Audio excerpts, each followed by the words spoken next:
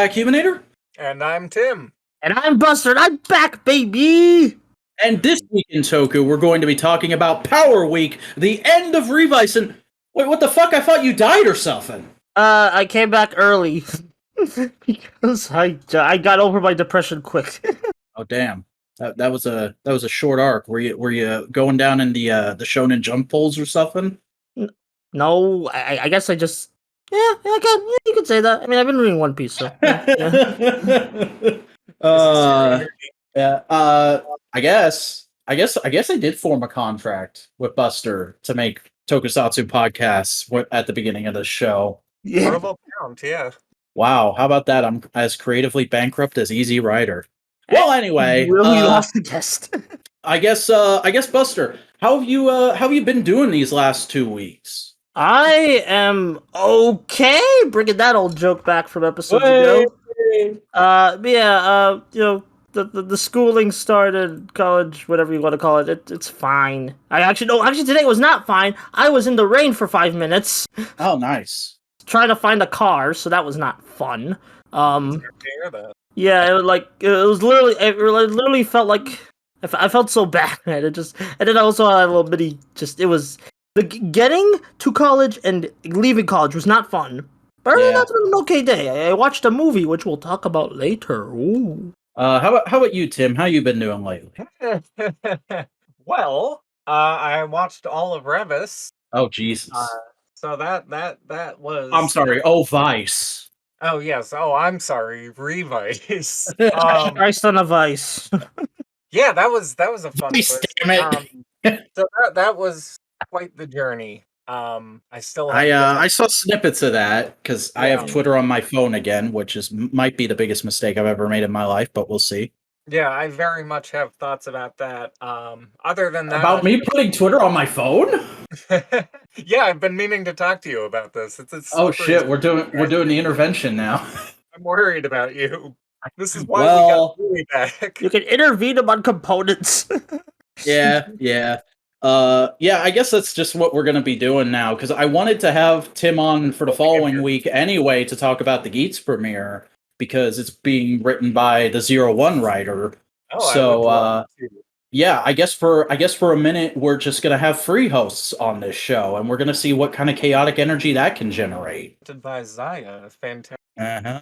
I'm surprised I haven't started a company war with Tim. You really should. That would be an entertaining arc. Maybe later. But you guys work that out in the back in the back room, and we'll kayfabe it. I don't want to do this. Okay, fair. If one party decides not to, we do consent around here.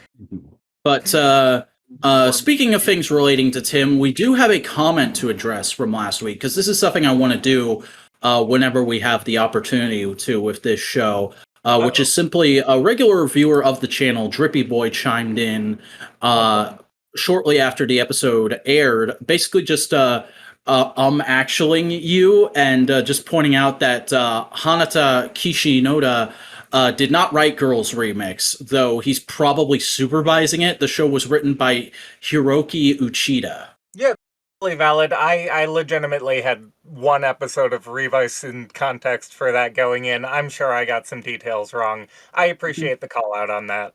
Yeah, and I appreciate that in general for the show, just because I want to be able to... For sure.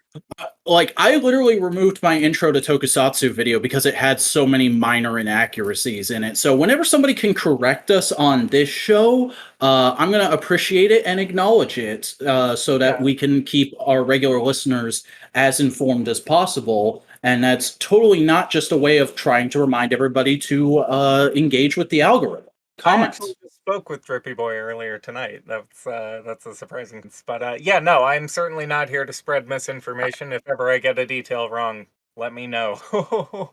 Definitely don't feel afraid to comment on our episodes, folks. And also, don't feel afraid to give us likes. Subscribe to the channel, Modular Media here, the creative co-op that helps us create This Week in Toku. As well as several other podcasts, those being the No Prize podcast, where myself and Boingo Rider discuss all the latest news and releases from the world of comic books and superheroes, and Modular Components, our flagship show, where we all just kind of hang out and shoot the shit on Saturday nights. So please don't forget to subscribe to the channel, click that bell in order to get notifications if you're enjoying our content, and follow us on Twitter for updates at the Modular Media, and join our subreddit r/Modular Media if you just want to engage with the content a little more. But I believe that's all the plugging and tugging I need to do this week. Let's get into the like minor tsunami of news there is this week, because there's quite a bit, and it is predominantly Power Rangers, which is fairly fitting. The first thing is a link that's not working for me now. What the that's fuck? because no, the Twitter account went private reporting on it. So Oh, okay. Well, basically, the story here is that a old television documentary on Eiji Tsuburaya that came out around the time of the original Ultra Q and Ultraman, which had been lost for decades, just recently got uploaded, excuse me, to Internet Archive. I believe the title is The Father of Ultra Q. I don't think it's subbed. True that, but it's still really cool Yeah. that this old piece of media now exists again, and we get to see some behind the scenes at some of the original TV tokusatsu, which is very exciting. Yeah. I plan to definitely pull this up and watch it at some point in the not too distant future. Yeah, it's been a great year for Lost Media. Mm-hmm. You got any thoughts on this resurfacing, Tim? I am actually trying to find the show notes at the moment. My apologies. Oh, hang on, I'll get you a link. I thought you still had it. No. I think I just found it. Okay. Kira Major B pack thing. What? No, there's nothing about Kira Major this week. Okay, Hang on, I'm just gonna DM it to you. yeah, I apologize. It's all right. Okay, there we go. Oh yes, no, I was actually tweeting about this earlier. Yeah, I'm really hoping that this gets subtitled. Yeah, I would really like to watch this even if it's raw. It seems like just a fascinating piece to look at from a historical perspective. Absolutely, and like from a filmmaking perspective, it's always just incredible to get perspective from people that we've lost touch with, whether or like dementia or just death in this case. Like this is previously unearthed archival footage that nobody's familiar with. We have no idea what they're, as an English speaking group, obviously Japanese got this on lock. Yeah, I do really hope somebody subs this soon so we can get a bit more information out of it. Yeah, maybe we could stop the Geats Battle Royale. The subtitle Royale. We'll get to it soon, but like... Yeah. But moving into some more current Ultra series news, we've also gotten the reveal of Ultraman Decker's upgrade weapon, which is a big plastic sword. I don't think we have a name for it yet, but it kind of looks like something I'd find in a 99-cent store. It's called the Big Boy Sword, and it is destroying my heart because I love it. It's pretty cool. It's cool that like this is how we get like you could use your old trigger keys to activate sounds in it. That's pretty neat. We actually see it used in today's episode. Yeah, I do like that element of it, the sort of crossover play of it. I just think the overall design of the weapon could have been a little less gaudy, just because that's my taste. But overall, it looks like a solid weapon that will hopefully be and does seem to be used effectively in the show so far. Rather, I mean, no Ultraman weapon is gonna beat Belial Rock. Let's be frank. Yeah, we're never getting another Belial Rock.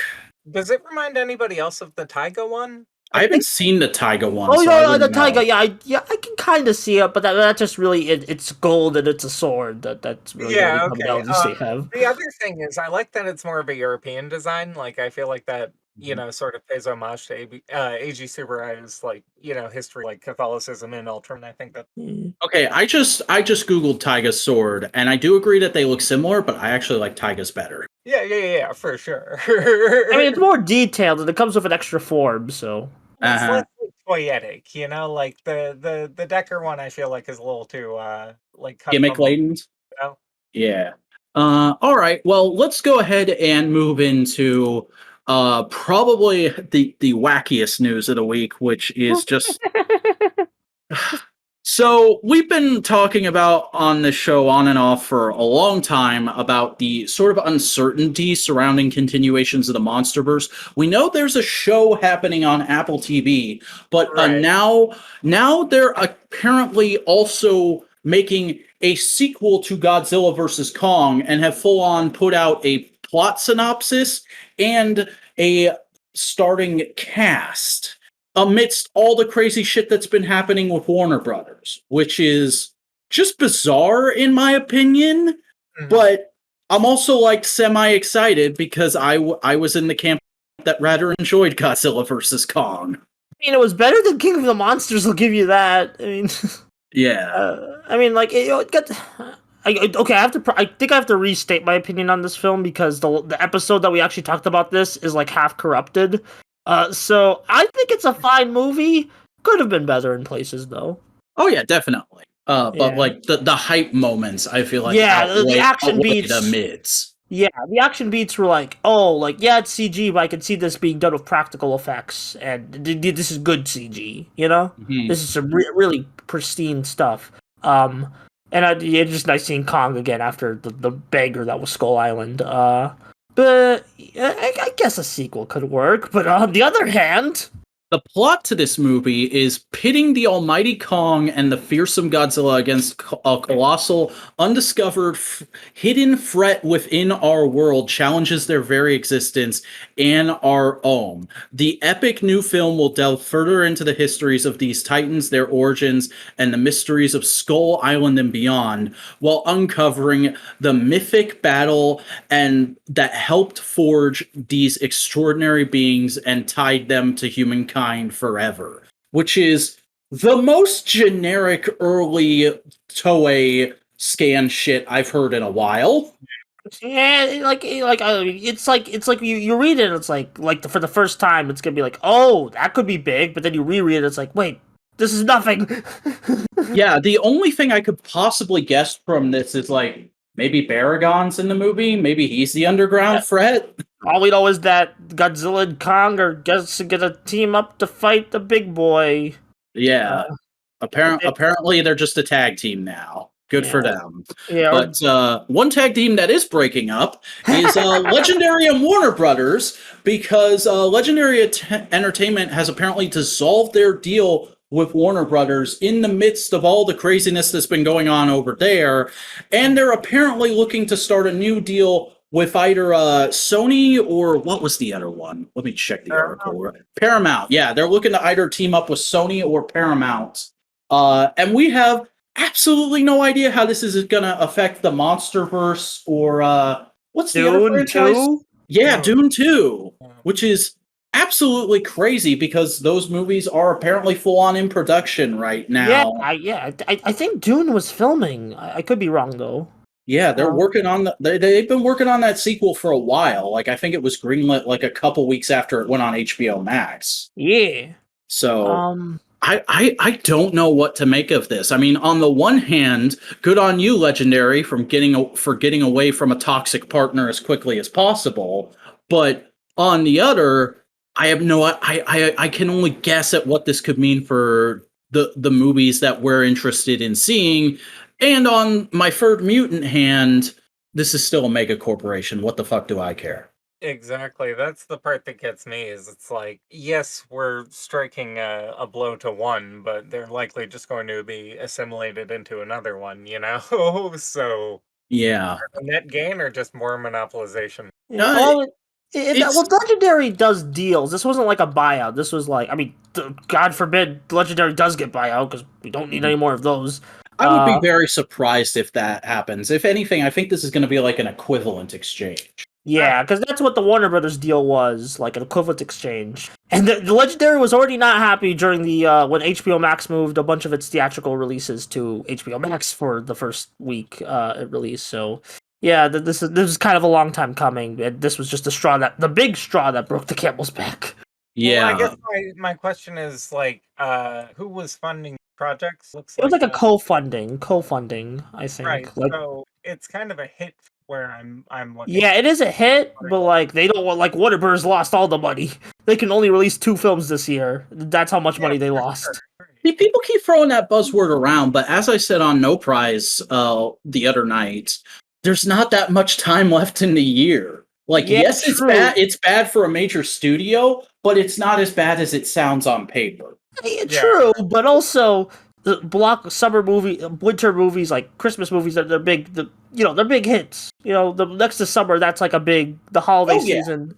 I- True, but also the block summer movie, winter movies, like Christmas movies, they're big. They're big hits. The next to summer, that's like the holiday Oh, yeah. season.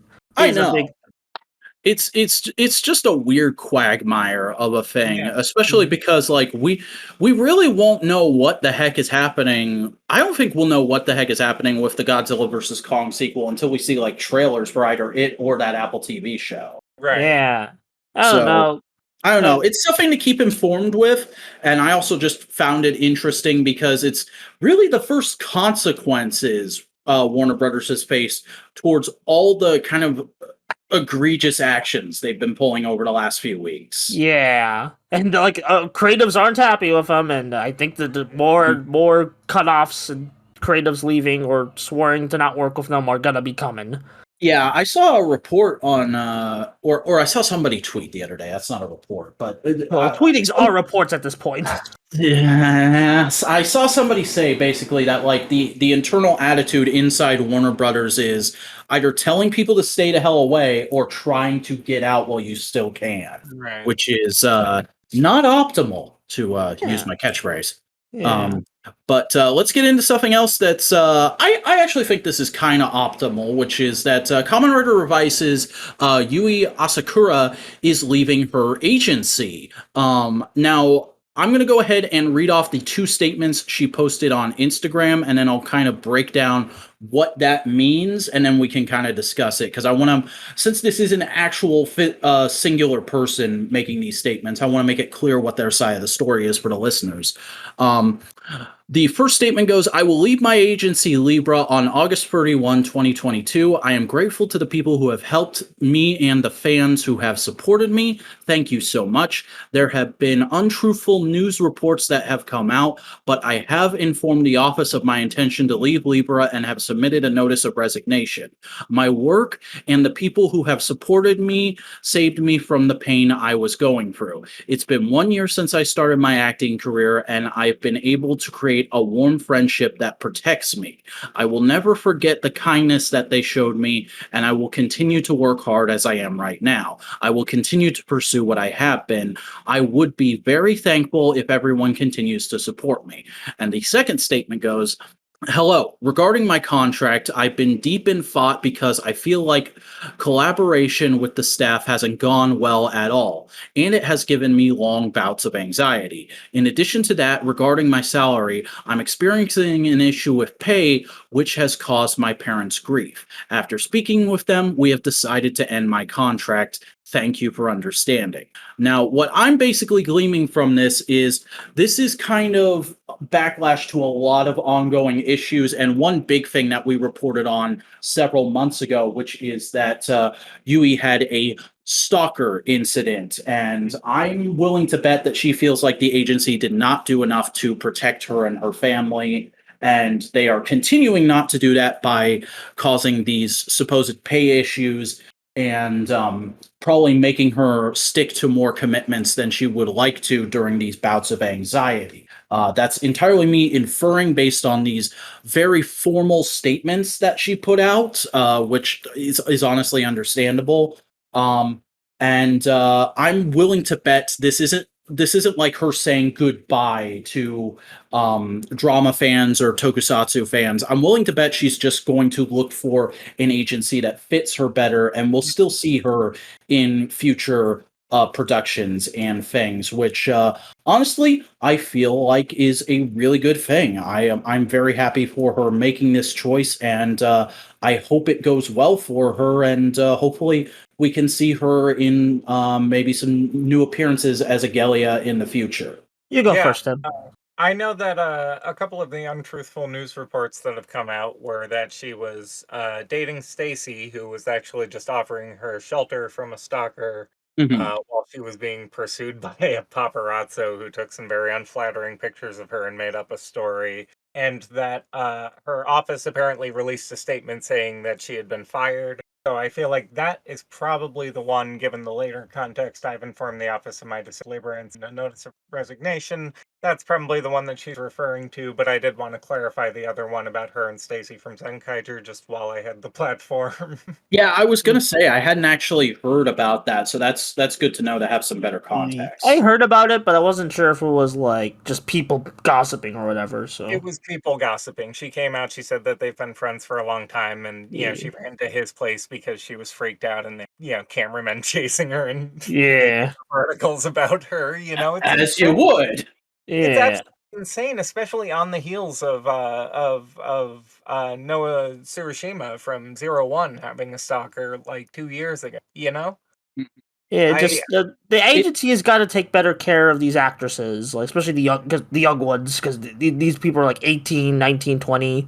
Like that's Mhm. young for like the at Hollywood world, and like they gotta step up their game. They have a responsibility. They got people. It's not just business for the, it's like I always think with like business or anything, you have a PR responsibility, and this is a time where like the agency failed their PR responsibility, Mhm. and just public relations. Yeah, even beyond a PR responsibility, it's just basic compassion for your fellow yeah, man point. yeah. What I might mean by public relations is like I use that as compassion. I also think it's that- just that it's a case of Japanese traditionalism and bureaucracy kind of getting in the way of adapting to more modern invasions of privacy and how that can affect an actor's well-being, which is very much a thing in the country, as I understand it, that a lot of agencies need to get better at. But this is a clear indication of it. This is kind of a smoking gun right here. That's an international one, really, when I get right down to it. Yeah, it's just Really, one like specific for country, and I don't know that calling it modern is doing us any favors, but yeah, just a general like, thing. I feel like really as a general note, yeah, we need to get better about. I mean, especially in light of Jeanette McCurdy's whole book dropping about the stuff that was going on with Dan Schneider and Nickelodeon and all these other child actresses. I really want to read that. Like it's very clear that things have to change. With the groomer debacle going around with trans people, like I think it's a really bleak time for women. Japan is at an interesting crossroads here post COVID.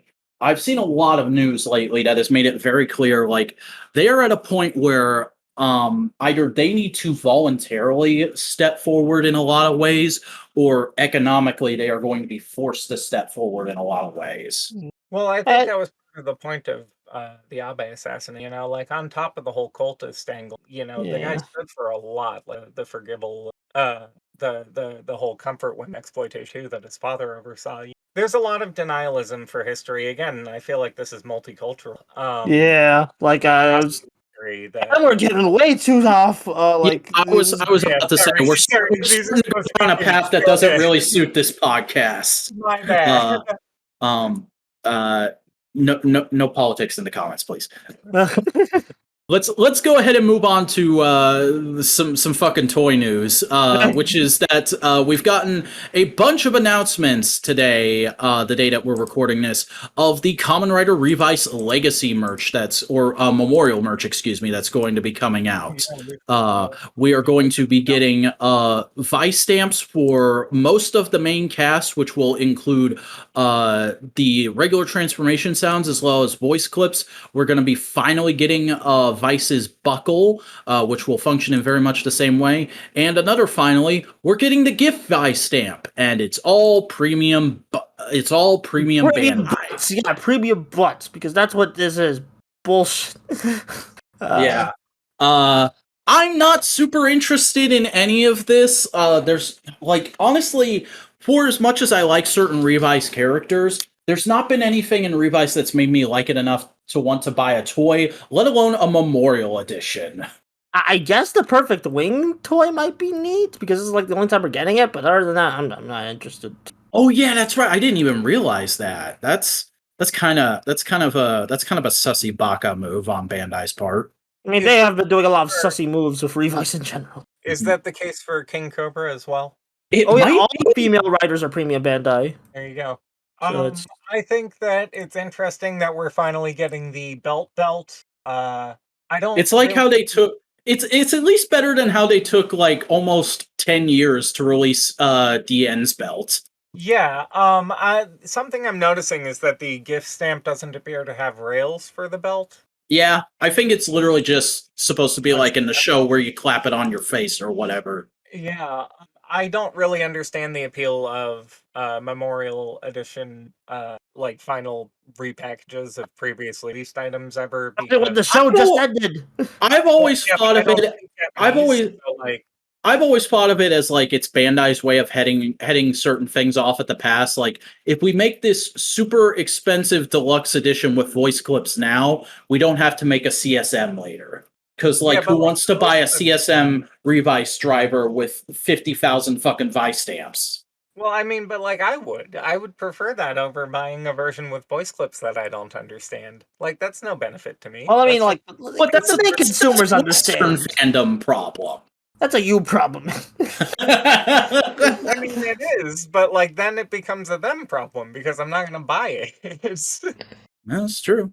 Yeah. I can kind of see both points here, but either way, I'm at least happy that some of this is happening. Like I'm glad we're gonna be getting things like the Perfect Wing, like King Cobra, like the GIF Vice stamp, because it would be very odd for a Rider toy line to miss certain things like that until a CSM type thing happens. Yeah. For sure. I just always approach them from like the role play toy angle. So I'm like, if I'm role playing, then why am I somebody? Yeah, like one of the cast members. Like am I Fair not? enough. I can kind of see that. Yeah. Yeah. So like for me, it's a pass, but like good. Have fun for anybody who would like those. Mhm. But let's go ahead and move into Geats news now. Yeah. Whereas we have kind of a huge fandom moment, which is Tom Constantine, who you may or may not know as a American fan who moved to Japan years and years ago and has been trying to break into tokusatsu ever since and has made minor appearances here and there. Like I think the one time I really remember noticing him is he was a kind of grunt gangster character in one of the Gavin Next Generation movies. I remember him from like one of the Garo stuff. I think it was during Jinga's first appearance. But he is actually getting a named role in Kamen Rider Geats. He's been cast as a character named John. And we have no other details besides that, but still, this is his biggest role to date because it's a character with a fucking name. So I assume he's John Geats. Yeah. It's a throwback to the white guy from Kuga. Exactly. I'm so excited. Yeah. I think it was called Jacques. He was called John, but like He it's was it's like spelled the French way. Okay, yeah. Well, that makes me racist. It's fine. I think we all had a little bit of a weirded out moment when we first kind of realized what was going on with John and Kuga. Yeah. But yeah, no, I'm super happy for Tom. I'm really excited to see what the actual extent of this role is, and I'm definitely going to be keeping my eyes out for it. Yeah, that's fantastic. Good for him. Mm-hmm. Started at the bottom, now he's about there. Yeah. Yeah, that's great. And like, that's the dream that you would like to in common. It brings people together. It's the whole Eiji thing of like oh yeah, totally. drawing somebody. But we've also got a minor bit of Geats toy news, which is that we have another figure line announced for the show. The Kamen Rider Geats Real Mini Riders, which are going to be essentially kind of thumb-sized vinyl figures with no posability and minor painted detail, which look okay. I'm not super into this kind of stuff, especially since it looks like these are going to be blind packed. But they're nice little desk fodder. And the real news out of this is we've also seen Kamen Rider Tycoon ninja form, or at least an approximation thereof. Yes, these look a lot like muscle. Geats is giving me Drive Type Technic flashbacks. Yeah, I can kind of see that, but I think the actual suit's going to look way better. Yeah, probably. It looks fine. I don't even hate Type Technic, to be honest. It just looks so Type Technic to me, and I'm like, oh, people are gonna throw a fit because apparently everyone hates Type Technic for some reason. This is something we've never talked about on the show, but I remember when Drive was airing, and people like talked about Type Technique like it was the worst suit of all time. It's not great, but it's fine. It's not a terrible suit. It's just kind of awkward looking, and the color choice ain't optimal. I actually thought the colors were the best part. Who will sub Geats? All the usual suspects. Everybody has said they're at least gonna try, or they're committing. We've gotten a bunch of people who have thrown their hats in the ring, and I'm not gonna say who's who because I don't want to get anybody doxxed or sued by Toei. But we have a link to a Twitter thread that kind of spells it all out for you in the video description, as well as all the other news stories. So if you want to check that out, if you're interested in watching Geats and you don't want to wait for the 4 or 5 years later Shout Factory DVD, Blu-ray, whatever, go look at the thread we've got linked below. I'm just gonna watch whoever puts it up first, like I usually do. Yeah. But we do have a bit of Don Brothers news to get into, which is that Bandai has announced they're doing an upgrade set for DX Dononitaijin, which is mostly kind of cool upgradey stuff. And one thing that I remember specifically saying should have been there on the base toy when we talked about it on TWIT when it first came out, which is that you're going to be getting an entirely new Don Robotaro with re-engineered leg skirts so he can actually get into wide leg stances. I think it's friggin' ridiculous that the base toy didn't have that, just because like they boasted so much about all the articulation on that toy, and then like those solid hip skirts really cut off the legs. But you do also get some fun stuff in with this. You're gonna get the fanned chair and the background to do the kind of summer festival pose. Yeah. And you're getting some alternate splayed out hands for Saru Robotaro. Which are nice. Those are the kinds of things I would expect to get in an upgrade set. However, the real kicker for me here is that this is going to be a $95 set to import, at least, which is kind of ridiculous. I feel like a lot of the price is inflated by the fact that they're including a whole new Don Robotaro. I think it would have been a lot better and a lot cheaper to just include replacement skirt parts and instructions on how to do that parts surgery. But I don't know. Maybe I don't know toy science. Yeah. I mean, I guess they could offer two versions: one an upgrade set and the other a combo set. Mm-hmm. I think y'all are being a little hard on them. You have to remember that they just learned about articulation like 6 months ago. Fair. So That is true. Made remarkable progress in that short amount of time. No, $95. Like, take the screen out. Yeah, I agree. I think that Don Momotaro should have been moddable from the beginning. Like, a lot of this is stuff that should have been in the box, you know? Yeah. Especially since we're not getting any more Zords over the year, or whatever they're called in Japanese. Mecha, I think. Yeah. For 90s to get this in, like, the base unit is already like 155, I think To Collectibles had it going for. So, like, I paid like 130 from Taka. Yeah, same. with shipping or before shipping? With shipping. With shipping. I think Taco was asking $80. I mean, I say he was asking 100. like, that's still really. Oh, yeah, that's right. And then the shipping. Show. Yeah. $30. Like, it really emphasizes how Sentai mechs are meant to be like big centerpiece Christmas morning toys. Yeah, exactly. But like, here's the problem. It came out in what, September? Yeah. Like Yeah. April, I think. Maybe no, May. It was May. Yeah, it's the middle of summer. Yeah. What is it for Golden Week? Yeah, I think that's around Golden Week. Do you get presents on Golden Week? Is that a thing? No, you get money on Golden Week. I was gonna say. Being silly. Yeah. This whole thing is like, I'm glad it's happening, but the way it's happening just seems like a massive quagmire. Yeah, exactly. 1000%. It's happening at the maximal profit for that, you know, and Yeah, and fair enough. They're a toy company. They're literally about making as much profit as possible. yeah, but like also this season literally has a character who gets burned if money touches his hands. Yeah. It's almost like Inoue is into a social commentary or something. But moving on from that, we also have our first in-hand photos of ToradoraOnitaijin, which is going to be the combined form of not just Dononitaijin and is it Don Robogoko is the name? Yeah, I think it was Robogoku. Okay, but this will also involve the I forgot the name of the Purple Ranger. Well, it's his mech too. Well, not his mech, his altar. Weirdly enough. Wait, what? Yeah, the shark altar that? the shark altar he turns into in one episode. Oh, That's I one of guess the arms on this now? thing. Yeah. Oh god, is the Ultra Premium Bandai?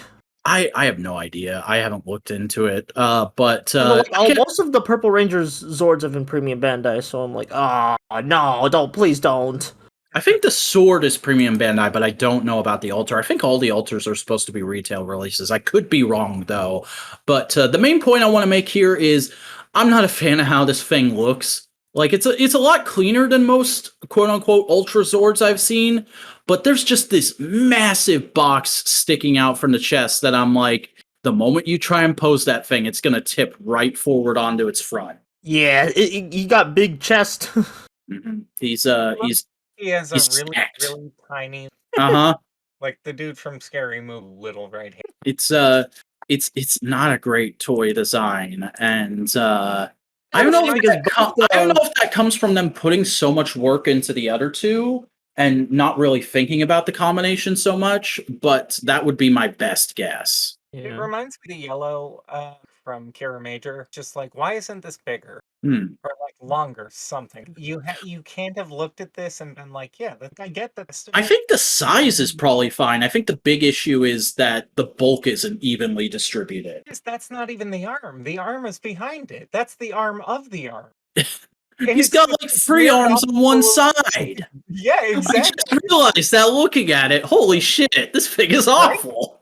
Like I don't know what it's just it creates a visual dissonance and I find it distasteful. Yeah.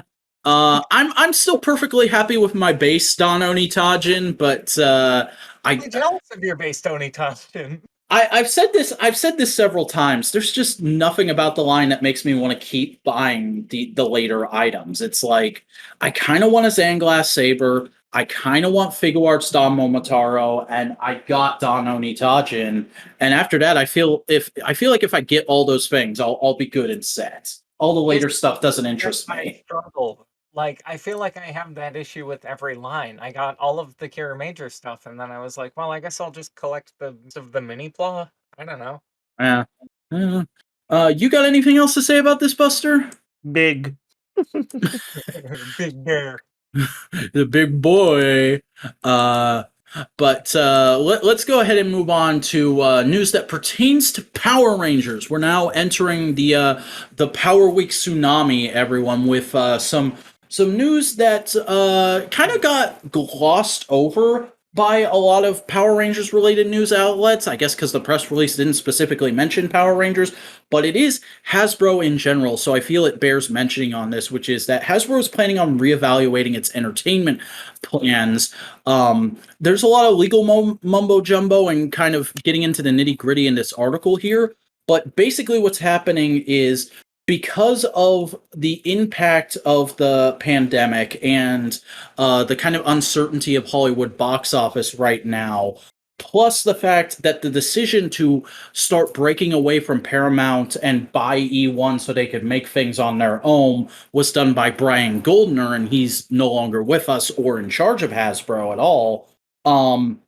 They're planning to kind of reconsider whether or not they want to go wholeheartedly with E1, or they're going to sign a new deal with Paramount, or just do something completely different, because the deal is up at the end of this year, and they're just very publicly being like, hey, we don't know what our strategy is for next year yet, which... They said it will all be announced at this year's Investor Day. Yeah, which I believe is part of the licensing expo, which is coming up... is it next month?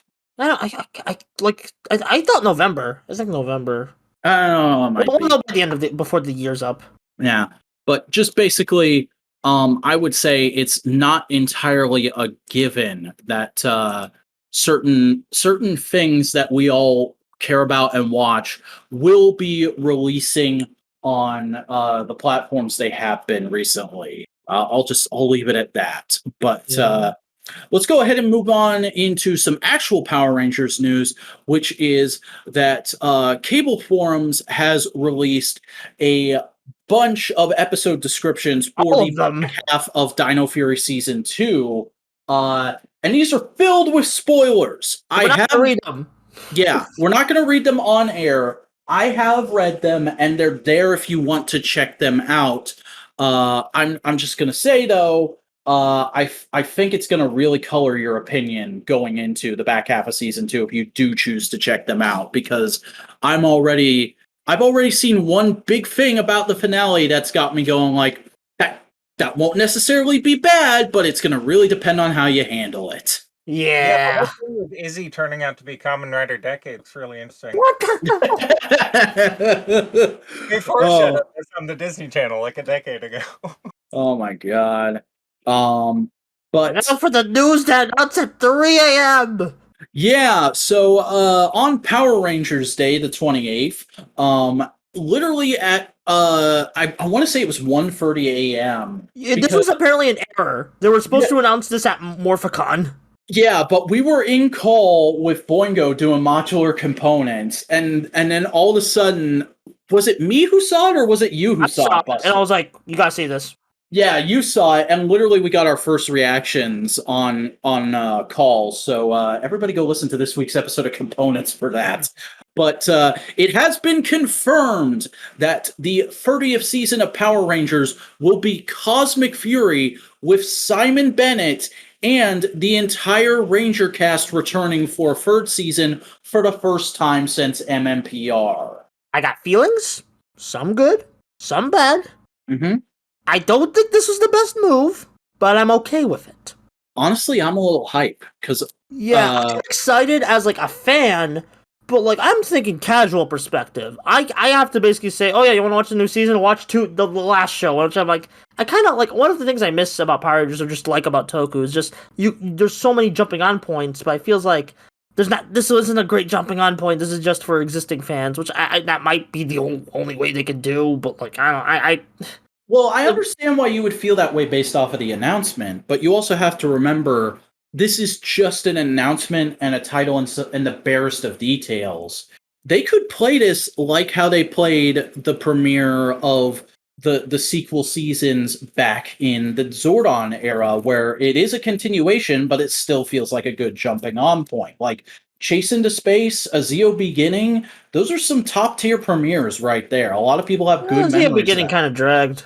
Disagree. No, whatever. Tim, as someone who hasn't really been following Power Rangers nor does care, what do you think? I'm unfamiliar with Simon Bennett's work. He came after my time. However, seen him say on Twitter that he wrote season 2 as a conclusive thing, and he's going to be season 3 its own thing. So I'm willing to give him the benefit of the doubt. Really watch it. I am curious. Like I think that this is a good move. Ultimately, it's one of two really good moves that they could make. It's either embrace it being an adaptation of Super Sentai and make it like a full-on adaptation of Super Sentai. You know, make it seasonal, commit to that, really focus on more like real-world moral ambiguity, that sort of thing, or lean into the lore, you know, and that's been paying off for them in the comics. People have been enjoying that, and it's been making them money. So, Not me, but they get money, so okay. But it does bear mentioning, Buster, you're like literally the only person I talk to who doesn't care for lore in Power Rangers. I care for it when it's funny. I don't either, but I can see the business angle of it, you know, and I can see that there are plenty of people who absolutely do care about the lore in Power Rangers. The only time I care about the lore is when it's funny, like with the Dark Rangers. Yeah, sure. I mean, like, there's, you know, it's one of those things where I'm completely removed from the conversation, but I think that it's an interesting play, and I'm curious to see how it pans out. And I still don't know what Sentai is it's adapting, so... Yeah, that's the interesting thing with this. There's been a lot of speculation, because obviously Cosmic Fury involves space, and we do know from some recent information that also came out this week, the Rangers will be going to space in the back half of Dino Fury Season 2. but a lot of people are going, so are they adapting Q Ranger or what? To which I say, I don't fucking know, and I don't feel like pestering them is going to get us the information. We need to just wait and see. Yeah. Simon says in the video, all revealed. As Simon says in the video, all will be revealed in time. Yeah, he quotes Gosei, which is also charming. But I would be fine with a Q Ranger adaptation. I would be fine with a Kira Major adaptation, which I've also seen thrown around. And I would also be fine with the idea of them just doing all original footage this season with the Dino Fury suits.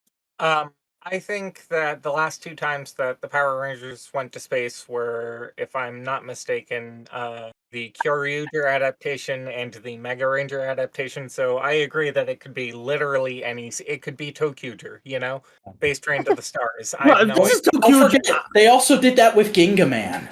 Right, like literally, it could be space if you think hard enough. Like, it's space that narrows it down. I can't wait for the Zyuohger adaptation that takes place in space. Yeah, oh man, they're finally doing Jetman.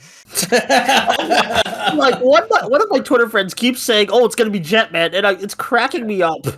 That's why they got Guy at the convention. That would be legitimately amazing. No, I think this is a really cool announcement, really cool choice for the 30th anniversary, and I'm excited to see how it goes.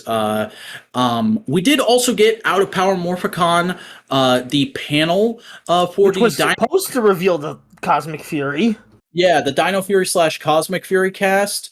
It was pretty good. Not a whole lot of information was revealed. They did talk about the casting process and stuff. Hunter Dino interestingly revealed that she tried to bribe the props department into making doubles of all her Ranger gear, which yeah, Hunter Dino genuinely came off as like the most charming member of the cast because she answered a lot of questions in like very fun sort of fanning out ways.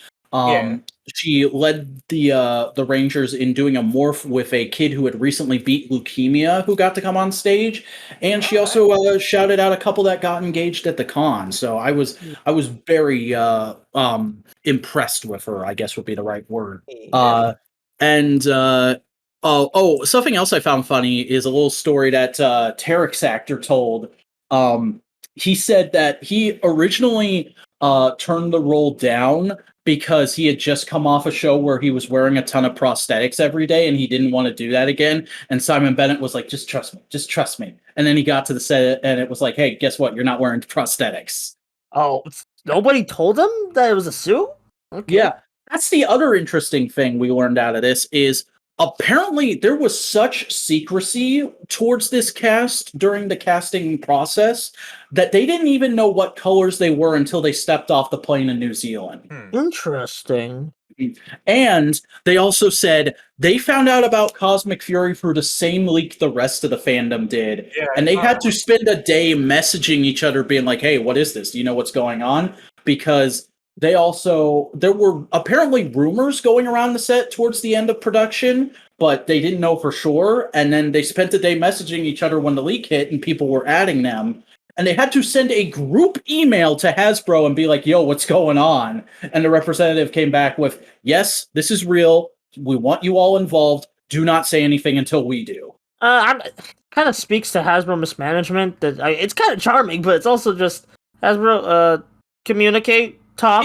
It feels weirdly Marvel. Not even just Marvel, just general. I've had this vibe from the Power Rangers set, like before Hasbro bought it, that there's like this weird amount of secrecy, like or just like miscommunication between cast and creatives.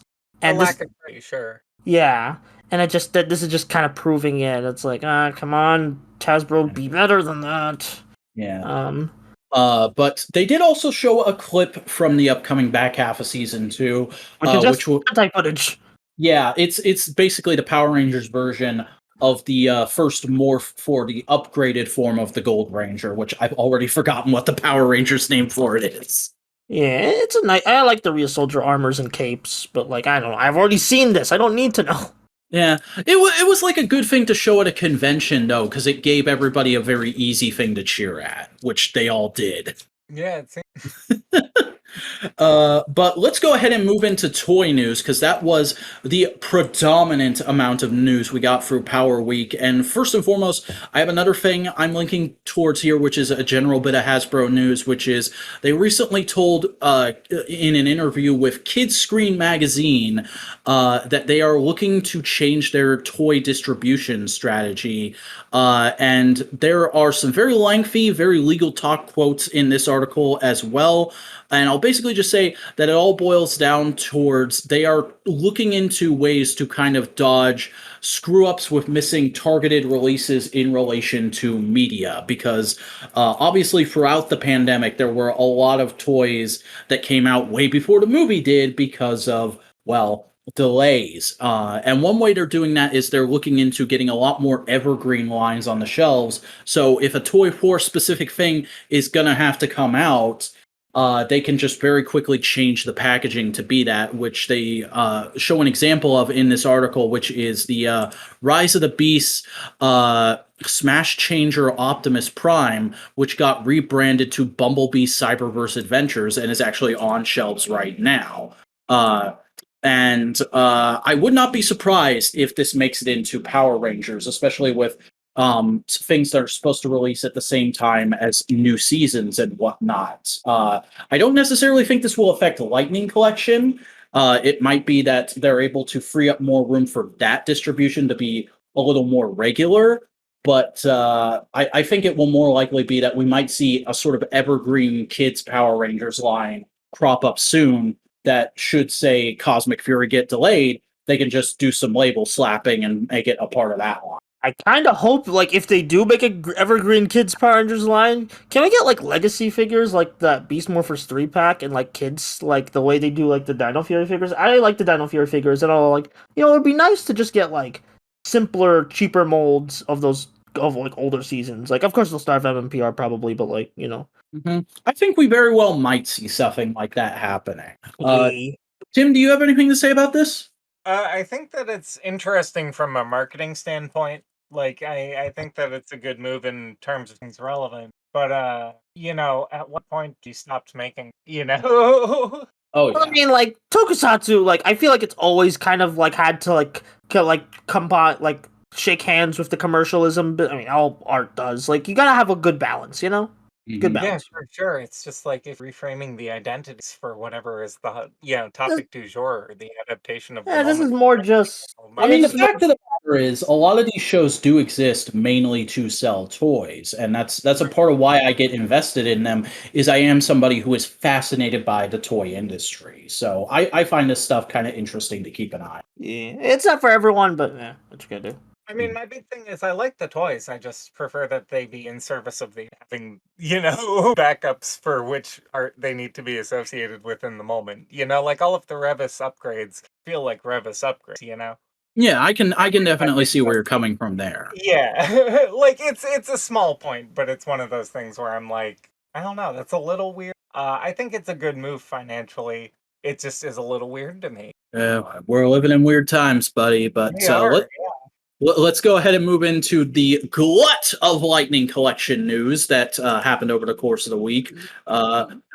First and foremost, on Tuesday, the dynamic duo product design came out and announced that we are going to be getting the Power Rangers Lightning Collection Cross Street Fighter collaboration subline, Yeah! which will be starting with the Crimson Hawk Ryu Ranger, which is obviously based off of the look from Legacy Wars and Battle for the Grid and that one Bat in the Sun production.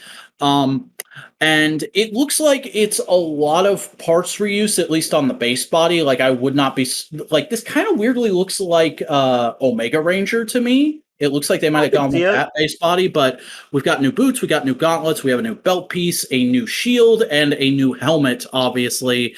And it's going to be coming with, of course, alternate hands, a ton of effects parts, and the real kicker for me, there's going to be a stand for the effects parts, which I feel like is something that has been sorely lacking in the Lightning Collection line. Like, I didn't miss it, but now that I see it, I'm like, oh, why didn't they do this sooner? Like, that stand alone makes me want to buy this figure, because obviously, I don't care very much about video games. I never played a Street Fighter in my life. So the rest of this figure, besides the effects and the stand, is kind of unappealing to me. But I see why other people are hype and have been pointing out the fact that this doesn't come with an unmasked Ryu head, which is kind of lame. Yeah, I mean, like, Ryu, I guess they don't have like a real face scan, but also just make your own. Yeah, they've clearly been doing that with some of the other characters. Yeah. I don't talk about much of this podcast because it doesn't really need to come up. I love fighting games, and this figure is everything I want because it combines two of my interests, fighting games and Toku, so I'm like, I want this. I need to pre-order it as soon as I get up money. This is also our first real look at plastic-free packaging for the Lightning Collection line. And it uses the Ryu Arby's render. Yeah, it's interesting because we saw something like this with the Color Swap 2-pack, but this is the first real unveiling of it. And it seems like they've kind of gone for sort of halfway between what G.I. Joe Classified and Marvel Legends are doing. Marvel Legends is kind of over-designed, in my opinion. There's multiple versions of the figure render all over the box and very little art. This seems to be like a sort of half and half between existing art and renders of the figure posed up, as well as a loadout on the back. Whereas Classified was very much artwork front and center. Flip the box over, you see a couple of renders of the figure and the loadout, which I honestly prefer, but this isn't terrible. I feel like it's a solid middle ground. I do miss the classic art for the Lightning Collection, though. It's kind of sad to see that go. Yeah, that's the big loss here. I feel like no Tom Wayland art for anything that got revealed this week. Kind of sucks.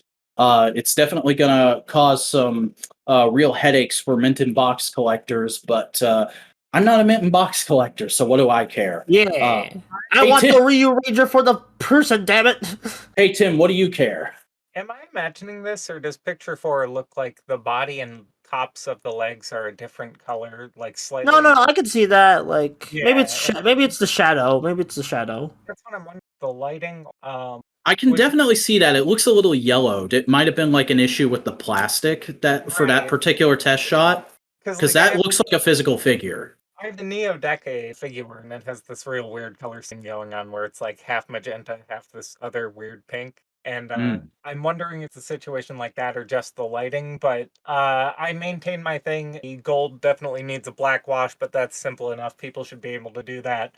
This is a figure that you are looking for, then I think this is the best you're going to get. It is a shame about the Ryu head, but you can probably find one on eBay if you need it. Yeah, even then, it's a good helmet. It's a good. You can just buy an old Ryu figure, and even if it doesn't fit the peg, you could like Dremel out the hole on the head. Yeah, or like super glue layers. Like you have options. I do agree with you, and I'm glad you brought up the fact that the shield looks very dull. It's been a persistent issue with Lightning Collection of gold extra parts that aren't on the base figure. Overlays is the correct term there, Simeon. They always turn out like weirdly mustardy and yellow more so than gold. So it sucks that it's cropping up again here, but as we kind of discovered there, I wouldn't have thought to complain about it because it's so common at this point. Again, it's just one of those things where it's like you could very easily slap a black wash on there, but like so could Hasbro, the giant mega corporation. So fight your battles as needed. Yeah, it's also interesting that they decided to show this and the next thing we're going to talk about before they showed us the full look at Wild Force Blue, even though they had shown us a teaser image of that months and months ago, and it was like the only figure left from that wave. But it's just a weird thing. We can harp on that a little more when we get to the fan stream. First, let's go ahead and move on to the next day's reveal, which is that there's going to be a second figure in the line. We are getting the morphed Chun-Li Blazing Phoenix figure, and I'm much more into this design for reasons. Bruh. I mean, I don't blame you. Those reasons. Hey, in my defense, those reasons are the only reasons I've ever cared about Street Fighter. Bruh. Sure. What the fuck did you say, Tim? the kicking effect parts. I understand. They're really good. I Oh yeah, like those are fucking sick. I can't wait to see people taking pictures of her posed up actually fighting other characters. and like that little blue water fireball, like you could use that for Ultraman Blue. Hey, now you're thinking with portals. It's like I've bought I know. Mhm. Yeah, Uh, but I like this design because it's blue and also mhm. it's cool. So I definitely want to get both of these because I love Street Fighter and I love these designs and I'm just like I don't have money. And all joking aside, I would say I actually do like this Ranger design better than the Ryu Ranger. Like, if I was sand, I Yeah, want that exactly. sand. That's the thing is that like, and I think even the gold like design is I think more structured to catch shadow. Like the Ryu one is incredibly plain, and like that's Ryu. You know, it he's white the character. it looks like her chest armor actually has some gold paint on it to kind of give some shadowing, which is interesting. I'm not sure because again, we're not getting this like direct shots in this commercial like we were with the one, so it could be the lighting of the studio. But like it definitely makes a much better argument for this whole entry, this Street Fighter crossover figure entry than in my opinion. Although I do really like the Ryu belt. I feel like you could get some utility out of that for like a civilian figure or something. I hadn't thought of that. That is cool customizer fodder. I'd like to see somebody do something with that.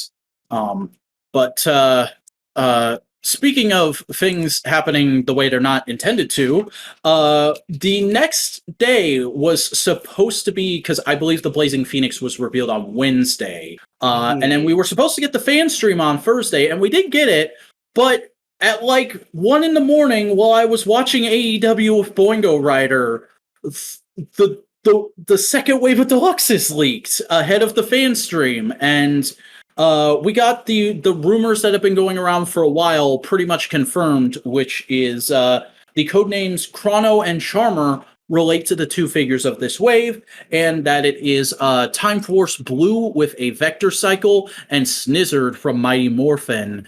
And I do agree that it's a downgrade to everybody who was upset that they swapped out Trip for Lucas, but we we'd also gotten told a little bit about ahead of times, or at least we had if you were watching Lightning Storm with me, because Yeah. he said that the week beforehand, that it had been swapped out with another color and that it was not the color we wanted it to be, which I appreciated. But overall, I do think these look very solid. I really like how the Vector Cycle turns out. It looks like a very cool vehicle. Got Gatling guns. Yeah, the twin Gatling guns are awesome. Lucas is obviously a lot of reuse of Wes, but he's got a new head and some slightly updated paint apps. Although they gave him both vector swords, and they really should have updated them because he's supposed to have a different arrow on his vector swords from Wes. But that's real nitpicking right there, if I'm being fully honest. The real star of the show here, though, in my opinion, is Snizzard, because no matter how you feel about the Monsters line, this is just an awesome looking design, and it's so cool that they chose to make it into a figure, and they've clearly put so much love and effort into it, for probably very obvious reasons. Yes, the obvious reasons being He's voiced by Breaking Bad Man. Before Breaking Bad Man was Breaking Bad Man. Joke to the Bryan Cranston. Yeah. No, he was actually one of Bryan Cranston's earliest roles, which I'll talk about how they brought that up during the fan stream in a minute. But for now, I want to say that I absolutely love how this figure looks. I do agree the legs could have done with a black wash. Like I'm very back and forth on whether or not I agree with people who say like these need way more paint. The legs needed a backwash. That's about as far as I'll go on this one. But as it stands, this looks like such a good figure. I love that they kind of gave it an action feature in the mouth being able to open up with the little baby snakes. The articulation looks really solid. And I love, love, love that he's going to have a bendy wire tail. That's a first for the line. Yeah, I think I was saying last time, I think it reminds me a lot of the old real Ghostbusters, like reveal ghost toys. I think it's very cute. I really love the expanding mouth and the snakes coming out of it. Like it's a fantastic design, and I think it's well represented. Yeah. This is the first. I'm sorry, go ahead. especially on a budget. Like, Oh yeah. This is probably going to be the first monster I actually try and get right when it drops because it looks like such a fun figure. Not just for Power Rangers, but like it's a big For snake Breaking monster. Bad, You can put this with your GI Joes. you I don't can have put a that problem. with your little Walter Whites, yeah. Yeah. Just Yeah, have like final boss of Breaking Bad, yeah. Who's gonna army build Snizzard and put him on like 5 different shelves? After you set up your trunk to machine gun down like 5 rednecks, this is the final boss. Oh man. Snizzard is Power Rangers' new Scrimblow Blimblow. That's certainly a way to put it, Buster. But let's go ahead and talk about the actual fan stream, which showed us a couple of new things, and there was a lot of retread. They kind of recapped everything they showed over the week, and they also flew over to 2 members of the team we hadn't seen at all during the week to specifically talk about working with Capcom during the Street Fighter collaboration, and basically said without saying that there will be more figures in the line, which I'm willing to bet we're going to see at Pulse. I've also seen a lot of people saying they want a Cammy, and I'm like, I don't remember her getting a Ranger costume, but okay. Well, neither did Ken. These are the only 2 who have Ranger costumes, so probably the rest are going to be like whoever Street Fighter characters they want. Yeah. Akuma. Yeah, Akuma, please, Akuma. From Tekken. No, Kuma from Tekken, the big bear. I mean, technically, if we can... That, but he's a Power Ranger, and I will buy it. All right. But yeah, I'm willing to bet we'll be seeing those at PulseCon, because that's not too far away, but it's far enough away that they could probably get those done and dusted enough to show them off. They also gave us a more detailed look at the Deluxe Wave 2, and really went into detail about how much work went into the vector cycle, which I kind of loved because Jordan was just immediately like, yeah, who cares about this Blue Ranger? He's a bunch of reuse. Let's talk about this bike because it's the first 2-wheeled bike in the line. And I was like, yeah. He gets it. He was probably the MVP of the show to me. Like, even in the past fan streams, he's just always like, yeah, I like Power Rangers. Let's talk about this cool toy, you know? Yeah. And like, Pam isn't bad, Loretta isn't bad, the other guy whose name I don't remember isn't bad, but it was very funny in like a cringe way when they started showing off Snizzard, and Pam just very obviously scriptedly goes, "Oh, did you know he's voiced by Bryan Cranston?" And Jordan has to pretend to be surprised. Whoa! Like, you could have done that a lot better. You could have just gone like, "Oh, and fans in the know will remember that he's voiced by legendary actor Bryan Cranston," or something along those lines. No, that is like Watch Mojo tier trivia. Yeah. But they also did give us our full look at Max, who I think has turned out fairly well. I don't remember if this is the correct number of stripes or not, because I remember the stripes were off when they showed the initial photo. And Josh hasn't said anything about it. So as far as I know, it's still incorrect, but I don't obsess over that kind of stuff. So I think this figure looks pretty solid. And then they showed some, what they called paint masters, but every other Hasbro team has been calling digital renders. So I'm not sure if it's like they're using different terminology, or these are actually different things, or wires are getting crossed, or what. But we got to see that we are getting in the next wave, as they teased last week, or on Monday, excuse me, we're getting Dino Charge Blue and Beast Morphers Yellow in the next wave. And I think both these figures turned out okay. Very basic accessory loadouts is my biggest problem, where Coda, I like that he's coming with uniform alternate hands, but it's very weird that they just like randomly gave Shelby her Dino Steel weapon and are now going back to just giving the Morpher and the Saber for Coda. And then Zoe, she's only getting one weapon and a blast effect, whereas Dylan is the Red Ranger's name, right? It's been a minute since I've seen Beast Morphers. Buster. But yeah, What's the name of the Red Ranger in Beast Morphers? Devin. Okay. Devin came with 2 weapons, and then Ravi came with 1 weapon and an effects part, and then Nate came with 2 weapons. But here Zoe is only getting 1 weapon and 1 effects part, unless there's more they're not showing us, which does happen with digital renders sometimes. but it's just the continuation of my big pet peeve with the Lightning Collection Beast Morphers Rangers.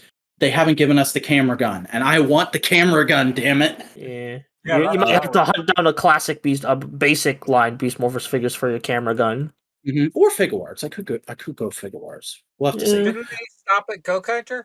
No, there's I almost said Beast Morphers. There's Go Busters Figuarts. They only did the main free and their Buddy Roids though. My bad. Yeah. And then we also got a reveal, quote unquote. It is technically a new item, but it's a lot of reuse. They're doing another Ranger themed morpher, kind of themed after the ones in the movie, as a GameStop exclusive. And if I remember correctly, the Pink Ranger one shelf warmed, so this Yellow Ranger one does not bode well. But it's gonna be there if you want it. And then finally, they showed a really cool piece of figure photography, which isn't actually physical figures. Apparently, it was all made with the digital renders. I'm guessing in Blender or something, but it looks so awesome. Like, this is the kind of figure photography I want to be able to do one day. And I hope they put out a clean version of it at some point so we can all make it our desktop background. You mean just you? Why are you lumping me into it, man? Because I've heard other people in the fandom say they want to. Well, I'm not other people in the fandom. I'm Buster. Oh, okay. I'm sorry. That's all right. And then they did something kind of unprecedented, but very awesome in my opinion, which is they showed a clip from the upcoming season or upcoming chunk of the season, which actually gave us some interesting plot plot information. There was no Sentai footage. It was all original footage of characters interacting and us kind of getting an idea of some stuff that's going to happen later in the season, which is the Rangers arriving on Rafcon to find Zed and Scrozzle teaming up. How you feel about all that, Buster? I don't know the context, but it's nice to see Scrozzle back, although I kind of feel hypocritical for saying it's nice to see Scrozzle back when I keep like dissing Power Rangers for being like, oh, stop bringing characters back, focus on your own thing. So I don't know how I feel. I thought it was pretty exciting, but that was pretty much the entirety of the fan stream. We also got a brief wrap-up segment where they were kind of plugging some licensed merch that I think only influencers who tangentially care about Power Rangers would buy. But overall, I was really impressed with this. Despite the leaks, I feel like this is quite possibly the best stream event the Hasbro Power Rangers team has done.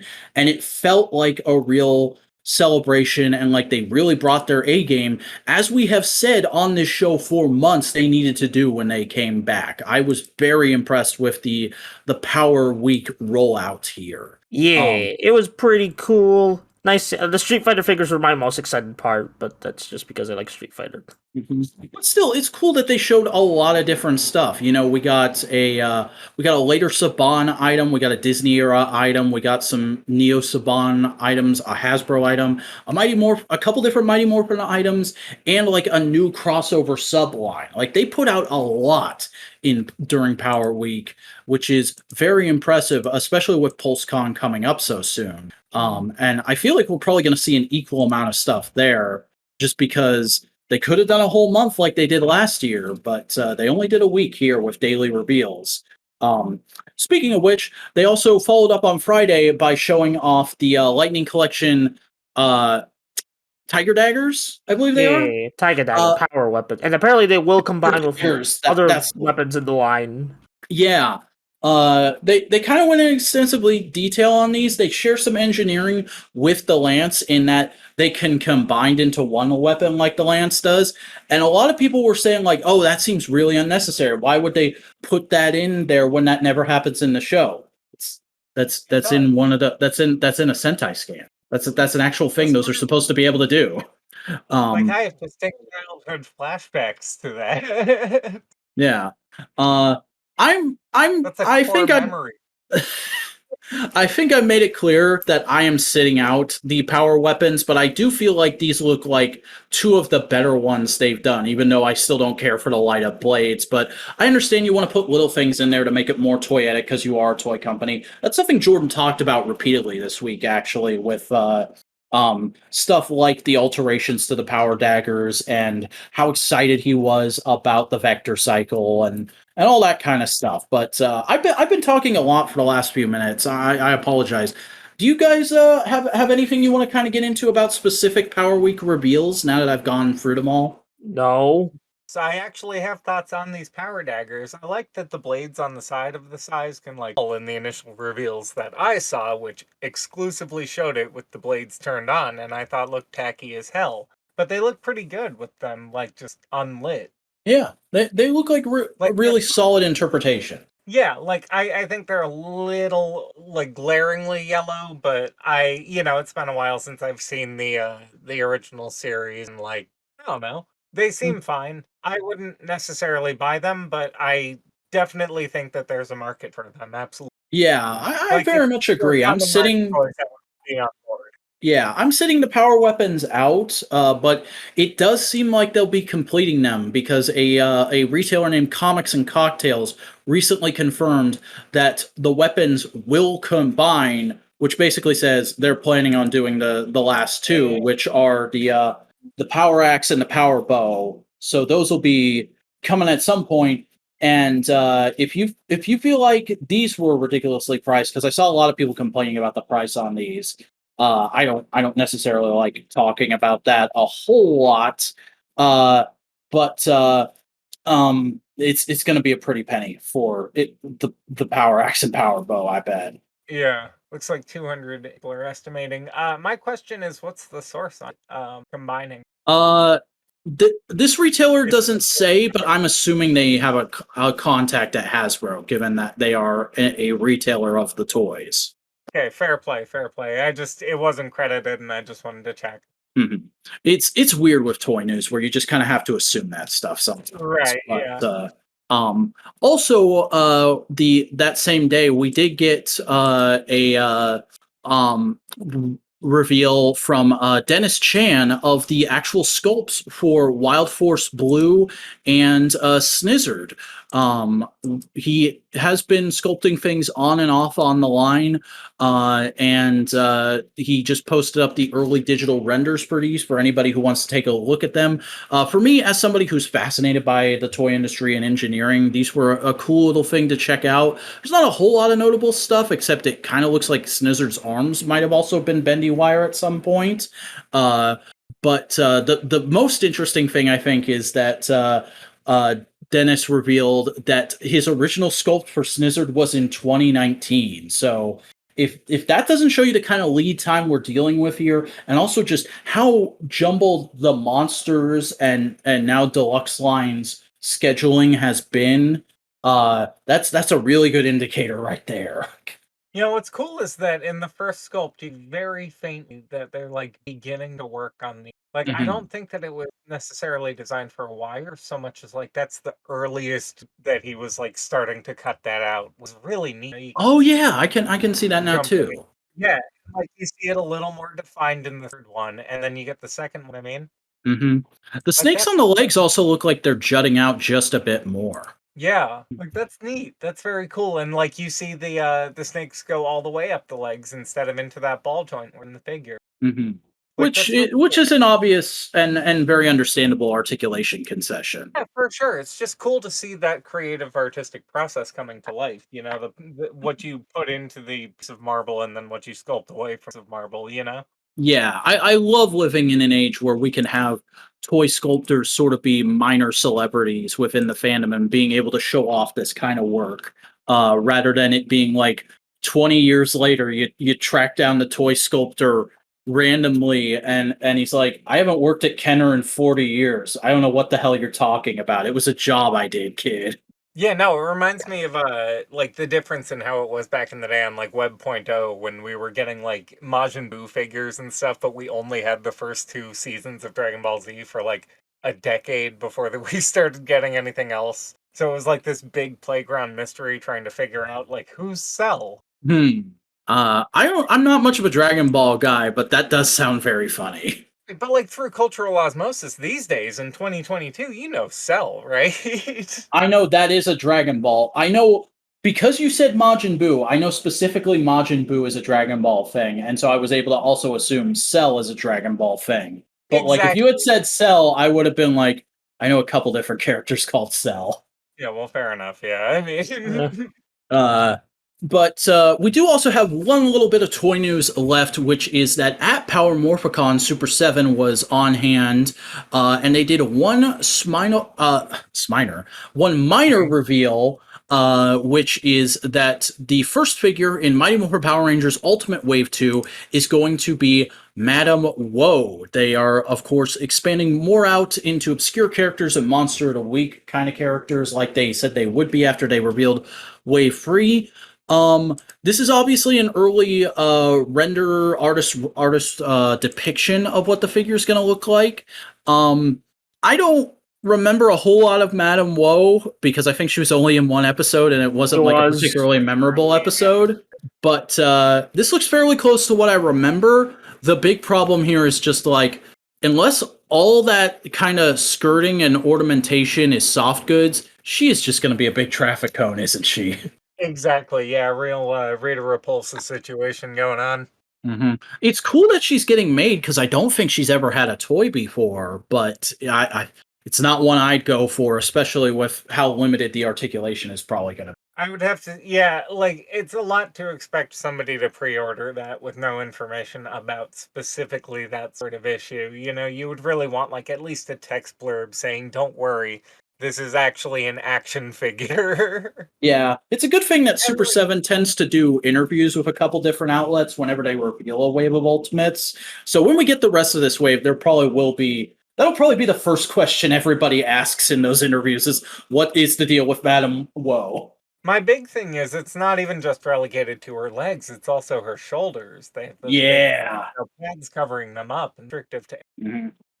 This thing better be a doll, you know? Yeah.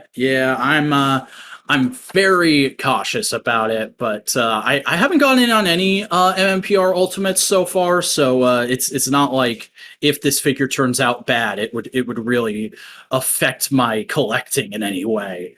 Yeah, exactly. But for those of you who are interested in and have most of this line pre-ordered already, this is due out in 2023, like most of the rest of the line is. This will probably be a Q4 release, I'm guessing. And we're probably going to get the rest of the wave revealed within the next month or so, I'd say, just judging on how Super 7 usually does things and their rotation of reveals and whatnot. But that is all the news that is fit to print. Fellas, let's finally move on to new releases. How long have we been recording for? A while. Buster, take us away. All right, let's get through this quick. Ultraman Decker, Episode 7, The Light of Hope from the Red Planet. Ah! You need to calm down. I do. I'm gonna FedEx you a chill pill. Yeah. So this episode, I actually really like this episode, which is hilarious considering we're not typically Trigger fans on this show, but I actually really enjoyed kind of the reverence they gave Kango with his return. I'm sorry, Tim? I hugely agree. Yeah, like it's very nice how he has that kind of, he basically gets the entire first 5 minutes of the episode to himself, which I know some people would probably gripe about, but I've always been of the opinion of, regardless of your opinion or the consensus opinion on a season, that season still happened. So when those characters come back, they should be given some respect and actually a minute to breathe and follow up on their story, which we did get here. And it was very interesting finally getting to see what the hell's going on Mars. Like, I just loved getting back into that crew for a few minutes, you know? Like, they're just so warm and loving to each other. And, like, they have such a natural chemistry between all the actors.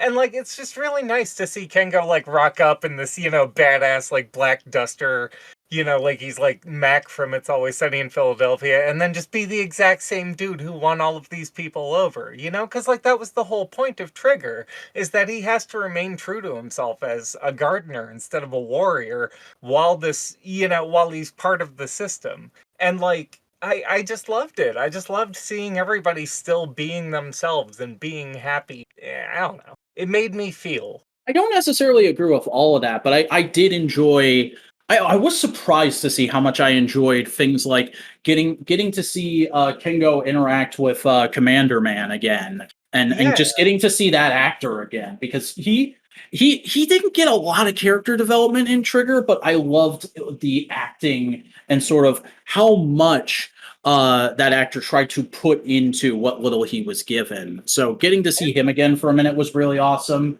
Little exchanges with Akito, you know, like it's all just really wholesome and lovely. I liked it. Mhm.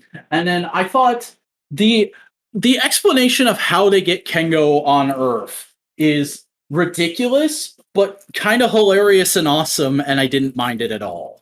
It's campy and fun. Like it's Ultraman. Like we're here to have fun, you know? I also just loved the scene later when they have to figure out a way to explain it to the Decker crew, and they're all like, "Wait, shit, you mean we fixed the barrier problem?" And he's like, "I'm sorry, it was a one shot." We fixed it once. Yeah. Maybe they'll also use that to send the rest of the Martian population back to Earth, but I doubt it.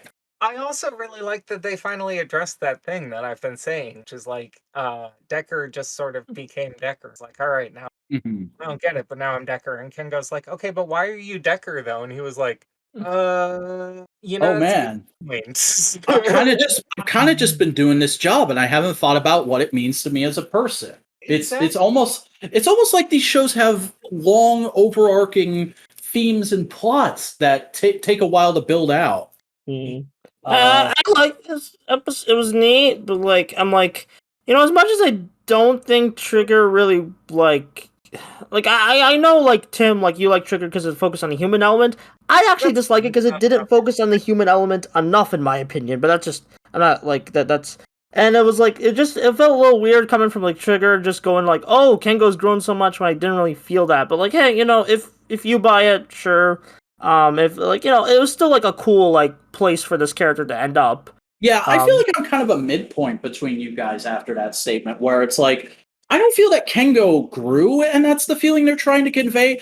I feel like it was just kind of being a moment of like, oh, look, Kengo's back. Look, we have this ray of sunshine again in kind of this bleak situation. Isn't that nice? Yeah, Well, and like he and Kanata had great character interactions. In my opinion, yeah, like just Kanata, I just like Kanata a lot. So Yeah, they had some really solid moments together. I love, dude. I've seen 3 Ultra team ups so far. yeah, And this is like the first time I've seen they do like an original like henshin. yeah, and that was so awesome. Like I'm very torn on whether I'm gonna make that the thumbnail this week or I'm gonna make it the final shot of Revice. yeah, that's a tough one. Yeah, I can help you out. Just tell me what screenshots are. Yeah. Yeah, solid Decker. I mean, like it was the ending twist that like Chimera's in there is pretty like interesting, but like Yeah. By the way, screw you to everybody on Facebook who was telling me, like, oh, they pulled a Rise of Skywalker. They just said somehow Chimera returned. They explained that shit, and they built it into the premise of the show. Yeah. I really liked that design too, like that fluorescent green. I thought was. Mm-hmm. So yeah, overall, I thought this was a really solid episode of Decker. Anything else we need to say before we move on? Decker good, been liking it. Like not the best thing ever, but like it's solid Ultraman, and I just love Kanata as a protagonist. I love like energetic, like I want to do the best I can, but yet I'm like trying to get buff kind of guys, you know. Mm-hmm. I feel like last week was a bit of a stumble, but now we're back. Oh, I actually liked last week. I wish I could have defended it. That would have been interesting, yeah. But speaking of defending things, Buster. Kamen Rider Revice, episode 50, the finale, family to end until we meet again. Go on. I know you all got a lot of things to say, so just go on. This episode was rough. Like, I don't know if like it was intended to feel as weird and almost like there's a massive ludonarrative dissonance, but like that whole final fight just felt so awkward, and I don't necessarily hate where they leave Iki because I think it'll make for a really cool reintroduction in the Geats versus movie, but where a lot of the other characters end up bothered me. Like I don't remember anything that could have possibly led to Sakura wanting to be a doctor. Yeah, I was like, where did that come from? I think like this happens. Like this happened with Asamo and Hibiki. Oh no. It really feels like she just went like, oh, I have to go to college now. Guess I'll be a doctor because that's a thing that makes parents proud of you. Legit, that's a real thing I've seen happen in my family. Yeah, that's why I was saying that. Yeah. Yeah, that happened to Shotaro. Yeah. I don't think that was a reference. Okay, let's talk about the big elephant in the room. How do y'all feel about Bluebird? Twitter. That's not a take. That's a joke. That's barely a joke. Okay, fine. I feel like it's. I guess I'm going first. I feel like it's interesting. It's an interesting idea, but it's going to really depend on how they follow up on it and stuff like V Cinemas and a shining example of good and turned out to be a completely corrupt, horrible monarch of evil, and then trying to clean it back up again.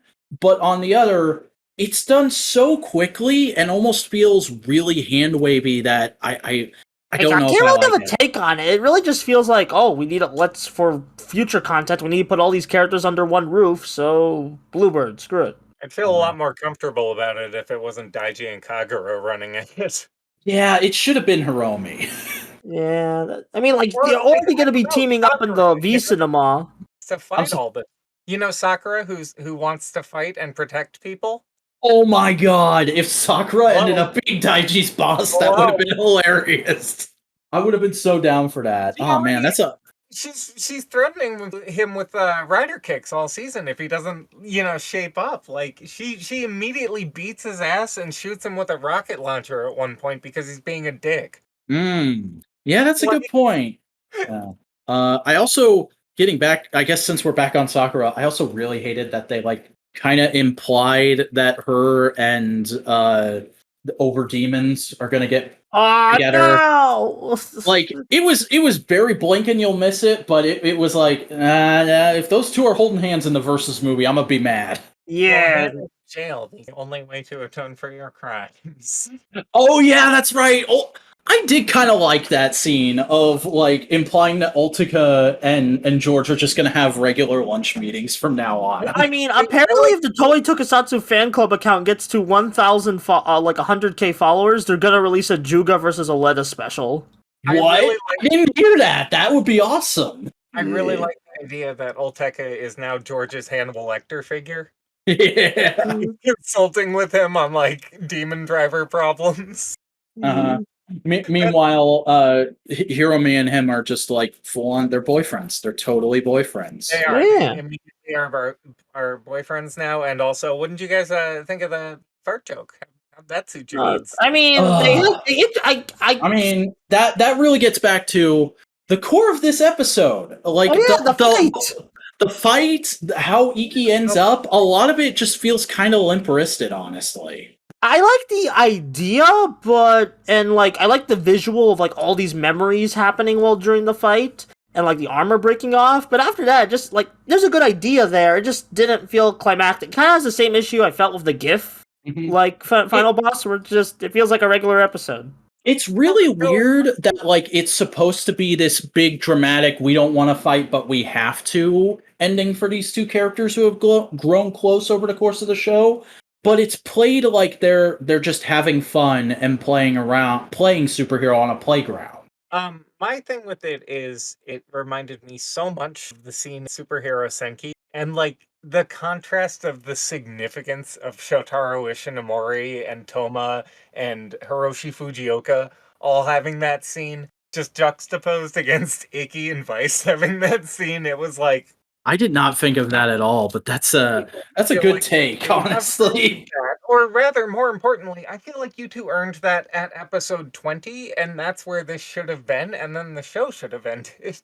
Yeah, that's kind of getting into overall thoughts, but I want to stay in the actual episode a little bit more. Yeah, like, for the fight itself, I thought it really worked for me until the fart joke. I will say it's really cool they got all those early one-off characters back. And Super yeah, that was cringe. Yeah. Subaru coming back, like, it didn't piss me off like it did when he initially came in the show, because it's like, it's kind of precedented with the plot and whatnot. It makes sense for where they leave Iki's character, but obviously I would prefer it hadn't had to be there. Yeah, my thing is they wrote that plot. Yeah. The thing that kind of floored me, though, was the fact that they got a cameo from like a big pro soccer player and didn't make a huge deal out of it, which feels very un-Toei. And Yeah. they just it was like I don't know. Yeah, they Also, honestly, I'm just thinking why about the the fuck geek. couldn't you do that for Haruto? Yeah. Well, then again, Haruto isn't really much of a soccer player these days, so. Yeah, Well, that man. well, that's the thing is neither was Ikki. Like it just sort of is a thing like that they briefly mentioned at the start, and then they bring it up for the 2 episodes. Well, I'm talking about like backstory wise, like and where he's off right now. But then it's the same thing for Haruto. Like, Yeah. the only difference here is at the end of Wizard, Haruto goes off to kind of just be a wandering hero, and here it's like, I guess Ikki goes back to take care of the bathhouse and playing soccer on the weekends. She goes back to washing old man ass. Cool. What a hero. Well, I mean, it is a pretty heroic thing. Can we talk about the post credits stinger that they leave to tease Geats? Because that was my favorite part. That was fucking awesome, honestly. I loved that, because, like, for so long, Toei has just done, like, oh, the next writer shows up in the last episode, or one of the characters from that show who's a writer shows up, and they get a fight scene. But this was, like, it felt like it was actually tying into the story and the themes of Geats, and it got me hyped to watch some Geats. I loved it. Yeah. It's also nice to see a return to the handoff, you know? Yeah, because... Were there ever writer handoffs? I don't know. There was a picture of, like, I think Blade and Fi's doing a handoff. I need to find it. Yeah, anniversary season. But like it's cool that they did that. Especially because it's something that's so reverently associated with Sentai, but it totally works for writer too. Yeah, and also especially just because the point where it's like when he gets the Revice buckle and he puts that and the boost together, and he just like you see him like smirk as like he about to henshin before the screen cuts. That was chills, man. That was. But so cool. also just the fact that like Ikki doesn't remember writer stuff at all. So he has no idea who that is, and they're gonna have like a whole other introduction moment in the like. The thing about this episode is it got me excited for the Versus movie instead of just entertaining me and making me sad that Revice was ending. It's weird. Yeah, for sure. Oh, what was I going to say? Sorry. No, you're fine. Oh yeah, the handoff being more of a Sentai thing is still technically in the theme of Revice. We have to remember, like, we have a Spider-Man rider because that was also a celebration of Toei history, you know? Like, I feel like it's less a celebration of specifically Kamen Rider and more a celebration, you know, history of Toei's tokusatsu. I could see that. I haven't heard that take before, but I can see it. Yeah, I think that's all I have to say about the actual episode. Overall, it wasn't a great finale, but it was okay. It could have been worse. It could have been a lot worse, honestly. But speaking of how it could have been a lot worse, boys, it's time. Let's do an autopsy on Revice. How do we feel about this show overall? I'm not motivated to make a review on it, so I guess I'll just spill out me thoughts here. It's fine. It like I don't know. You guys talk first. Let me recollect my thoughts. It's very. Go ahead, Tim. Okay. I really liked all of the stuff with Hana and Sakura. I feel like it effectively speaks for itself over the producer notes. I liked the idea of found family over time becoming sort of like a forbidden idea, but I feel like they never quite got there with it, which is something we'll get to. But overall, I liked the theming of it, the King Cobra and Queen stuff. I liked Aguilera's Vistamp form as, like, you know, her idealized feminine state. Daiji sucks. I didn't like him. I get what they were going for. I feel like they got there with the Hiromi bit where he stops him and he's like, hey, you don't have to be such a fucking dick all the time. And he was like, oh. And then he's like, no, I need Kagero to not be such a dick all the time. And I'm like, Kagero beats up Raymond, dude.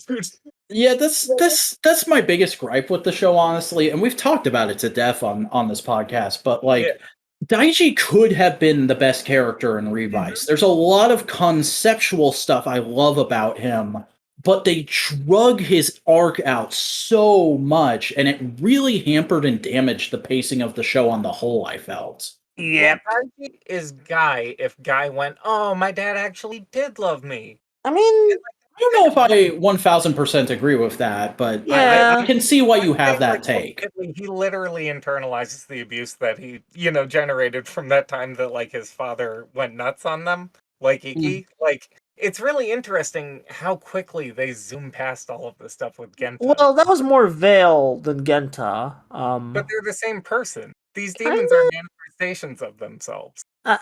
It's weird. That's The like demon the- metaphors are. It's very weird with I- Veil and Genta because and I know you don't notice and you're very much going off of what's in the main show, but in the Yeah, Veil special we see that like Veil was kind of forced on him and he didn't necessarily that's not necessarily like 100% him, it's more of an artificial creation via the gift cells, but I can see how you have that take of it can be read as parental abuse. I don't necessarily read it that way, but I can see how you do. But what did the gift cells represent in demon metaphor? Aren't they just familial like expectation? Aren't they the I guess they're just like that the his father roots. had for him that he's inherited, that he's had forced onto, that he's forcing onto Daiji? See, this is why I like having you on the show, Tim, because you think about things in really deep philosophical ways that I never would.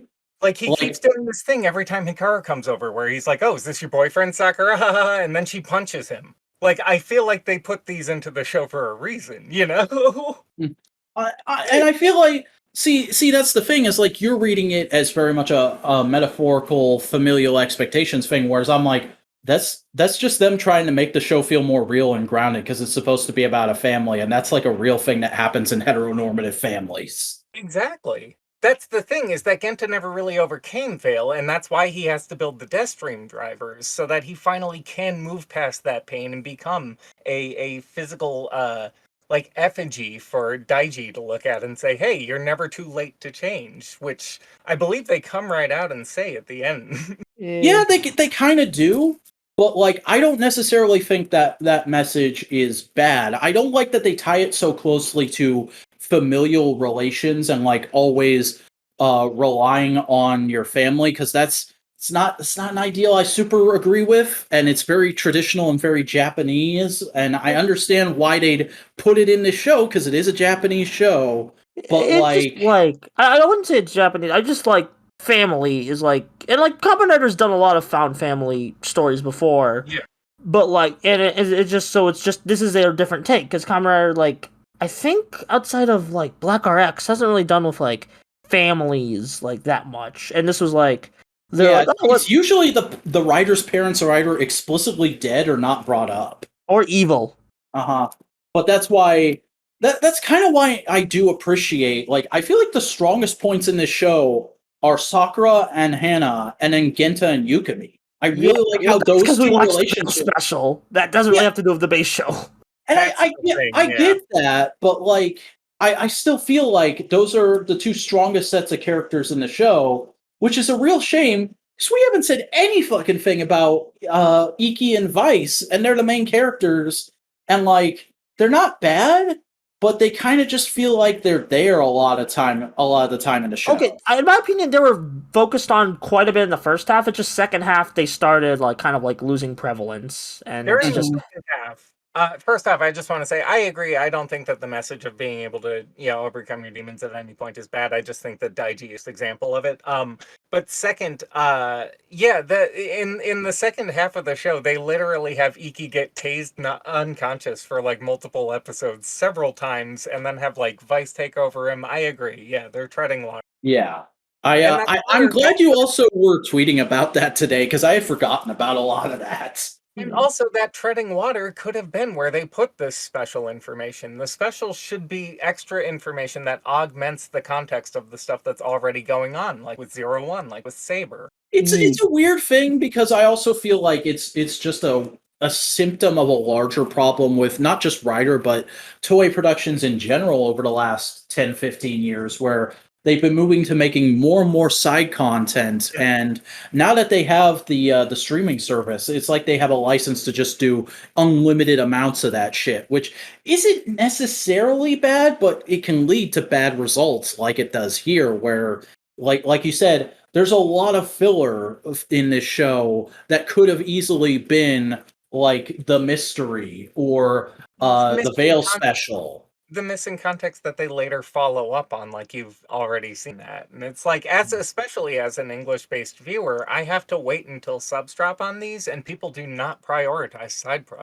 Luckily, a lot of the Revice stuff has been subbed by now, so if you still Yeah. want to delve into it, Revice is a special case where we're fairly lucky that there were people like coming in and doing those side projects specifically week by week.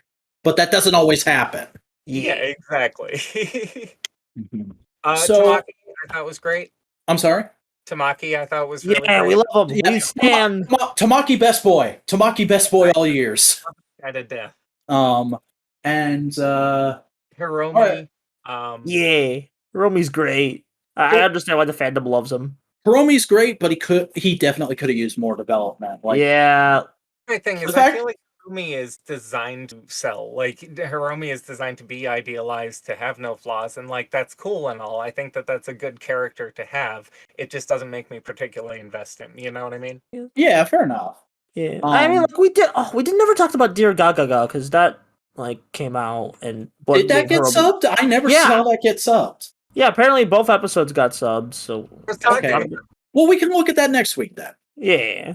But for now, boys, final thoughts on Revice and scores. Let's do Buster, Tim, and then I'll go. Revice is what I'd call a fundamentally fine writer show. There's problems, lots of problems. I think I'm not sure, like, it's probably lower on my list of shows, but I'd still, if it interests you, go ahead. It's outside of the Subaru Kimura episodes, it's harmless. 6 out of 10 or something. Leaning towards a 7. Tim, you go. I think that Revice is the definition of the middle of the road. It doesn't try for anything particularly aspirational, but it handles the basics competently 2/3 of the run. You have to watch the specials if you want the full context of it. I don't know. Would I recommend? Like, I guess I would recommend it if you've run out of others. It's fine. You may get something out of it. If you like lore, it's probably really great. I don't usually rate media. I give it, I guess. Oh, sorry, I don't rate either. Just Vac told me to rate, so if you don't want to rate, yeah, you can. Yeah, Eight yeah, out it's of fine. 10? 8 out of 10? Kiva out of 10. Oh. Yeah, I think I just said scores primarily because Taka gave this a score, and I, of course, scored it on my drama list, where I actually gave it the same score as him before I watched his video. I gave this a 6.5 because this show is borderline like half really cool ideas that are executed kind of well, and half a lot of trudging bullshit. There's a lot of this show that could be trimmed out or just flat out replaced with the side content. I like a lot of these characters, but a lot of them I don't necessarily enjoy the whole of their arcs. Like, as I said earlier, Daiji could have been my favorite character, but they just fumbled with him so much for so long that now Sakura is my favorite character. And I really like her arc. I really like her arc. I like Hana. I like Genta, and I like Yukimi. But I mostly like Genta and Yukimi because I watched the Veil miniseries, so that brings us back to another problem. Suit design I thought was immaculate in this season. There's a couple that didn't hit for me. Like but Over overall- Demons. Yeah. But overall, really good suits, and action was kind of mid. I'm going to be honest. Like, I was really excited for Takayuki Shibakashi to get main director, and he might have been given more on his plate than he was capable of eating, I'm guessing, because there wasn't anything that like super blew me away except for a couple of very early episodes. Yeah, it was like all the good action was in the early stuff, and like the last episodes did not have great action. I'm sorry. Mm-hmm. And it goes without saying, Saburo Kimura stinky. Yeah. The worst. But yeah, I guess that's gonna close the book on Revice, boys. So Until the versus movie, or until we cover Dear Gaga. Or... yeah. But let's go ahead and move on to Sentai. All right. Yeah. The Peak Fiction has done it again, and Avatar Sentai Dawn Brothers, episode 26. Hasty finale! Quick, we gotta finish the show. This is the best clip show I've ever seen. Yes. They Like- with the opening joke, I thought that I was accidentally like still watching the last episode, like I had misclicked and loaded. That was up- so fucking hilarious. I love Yeah, that Revice is a show in the universe of Dom Brothers, and that Kaito's a fan of it. Like, that is so random and hilarious. And also, like, it didn't ruin the joke for me, but I completely called who was going to be the MVP and what the prize was going to be within the first couple minutes. For sure. Yeah. Like it was really funny how, like, instead of, like, you already mentioned it, but just instead of the usual, like, what the important key details for this episode that was in past episodes, it's just like, here's what happened on Revice. Screw you if you're planning on watching it. Well, it's also kind of funny because I think doesn't Dom Brothers they air air- right after Revice? Yes, it does. Yeah. So it's very, that must have been a really good joke. It would have had the same effect for the viewers in Japan watching on the televisions, which is pretty cool. But yeah, this episode was a lot of fun, a lot of cool little gags, and overall, I just liked the tone and the feel of it, which was very much like it felt like, especially at the end, it felt like in a way was going, all right, boys, summer break's over. Here's what some of you missed. Now buckle the fuck up because we're about to go at Mach speed. Yeah. And it's like, that ending teaser got me hyped. It's like Sonoy was just sipping on a cup and he's just like, time to settle things. And then we see in the preview that next episode, for surprisingly the first time in the show, there's going to be a quarry fight. No, I was thinking of Zenkaiger. Yeah, there's not been a quarry fight in this show yet, and it seems like Probably they're because going of to be CGI. They tried to get their bearings with the mocap. Yeah, but it seems like they're going to be giving that real impact and resonance, which is so cool for a franchise that quarry fights have become so commonplace that you don't even realize that this show hasn't had one until they finally have one. Right. It was just nice seeing the characters kind of vibing and just being just having funnies, and it really just speaks to the quality of Dot Brothers, of just how, like, me just rewatching clips and getting the plot is still engaging. It just I love this show so much. Also, for anybody who's going to comment, I don't think those Zenkaiger episode 1 clips debunk the theory that this is the God Kaito. Yeah. I think that's just him trying to bolster up his image a little bit more. I genuinely have no idea. I don't really know what this with them is. Yeah, I honestly just, like, I kind of hope they get an answer soon, especially because Inoue has the training weights lifted off. So it's like, all right, we can... let me tell you about what I've been writing about this guy. And in his blog post this week that, like, they're gonna get onto the Beast Road and then drive off into the wilderness. That might be like saying we're finally gonna fight more of the Bestials that have been popping up, which we do see them in the preview. So yeah. And they make sure to emphasize the cop Bestial, who we haven't seen in a couple episodes, and his fight Natsumi/Miho. Yeah. Which is like, this is just a really well done clip show. We don't really need clip shows anymore in the age of streaming, but since this is a weekly television show still, and you gotta save on budget, this is a fun clip show. Yeah, I really appreciate that they didn't lock any real, like, plot relevant information behind this one. Like, I've seen that happen a few times where it's like the last two are like, ooh, interesting detail. Mm-hmm. Yeah, you just get some fun character interactions, and then, like, they just say what they're doing next week. Just very exciting episode, very fun episode. Maybe not exciting, but like yeah. So this is for fun moments, exciting moments. But let's go ahead and move into old stuff and toys, where I did not watch any Kamen Rider Black RX this week. It was a very busy week for me, and honestly, I feel like I'm probably due for another one. So we'll see if I have any Black RX to report on next week. But Tim recommended a very classic tokusatsu film that we check out and discuss together, which is Yokai Monsters Along with Ghosts. I believe this is the second in the series? This is the third, and they all dropped in the year. It was 1969. Oh, wow. It feels very much like an anthology, kind of one and done, almost Twilight Zone-esque story, but distinctly Japanese because it's a samurai movie, and... like, this reawakened something in me I'd forgotten, which is that I fucking love old samurai movies. Right? This is also directed by one of the guys who went to work for Supro after this. A lot of old tokusatsu, but specifically the big one is Mirror Man. And it's interesting because the tokusatsu element is very minor in this, but it's used so effectively. Like, this film, it's a horror film, And it is genuinely chilling at times with the way they use the suits, which is not something I would expect from a tokusatsu horror film or really any kind of Japanese horror, because I associate Japanese horror films so much with stuff like The Ring, which doesn't scare me at all. I'm not a fan of The Ring.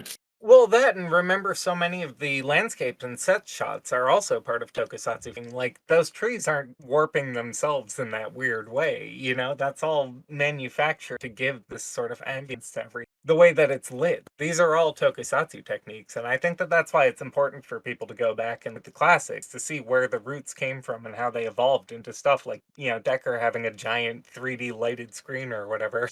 Yeah, and it's also just interesting to look at this because I don't think a lot of people consider this tokusatsu. I wouldn't have discovered it if not for you, because it's not marked as a tokusatsu on my drama list, which is kind of the main authority I use to look into stuff off the beaten path.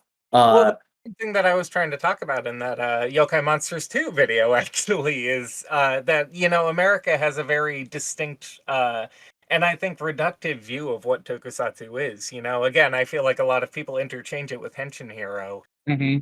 We And, all do kind of say in like our introduction to tokusatsu videos, in Japan, tokusatsu just means special effects. Like they think Thomas the Tank Engine is a tokusatsu. Yeah, Takashi Miike's Dead or Alive is a movie about two yakuza in a gang. Like that's a tokusatsu, Yeah.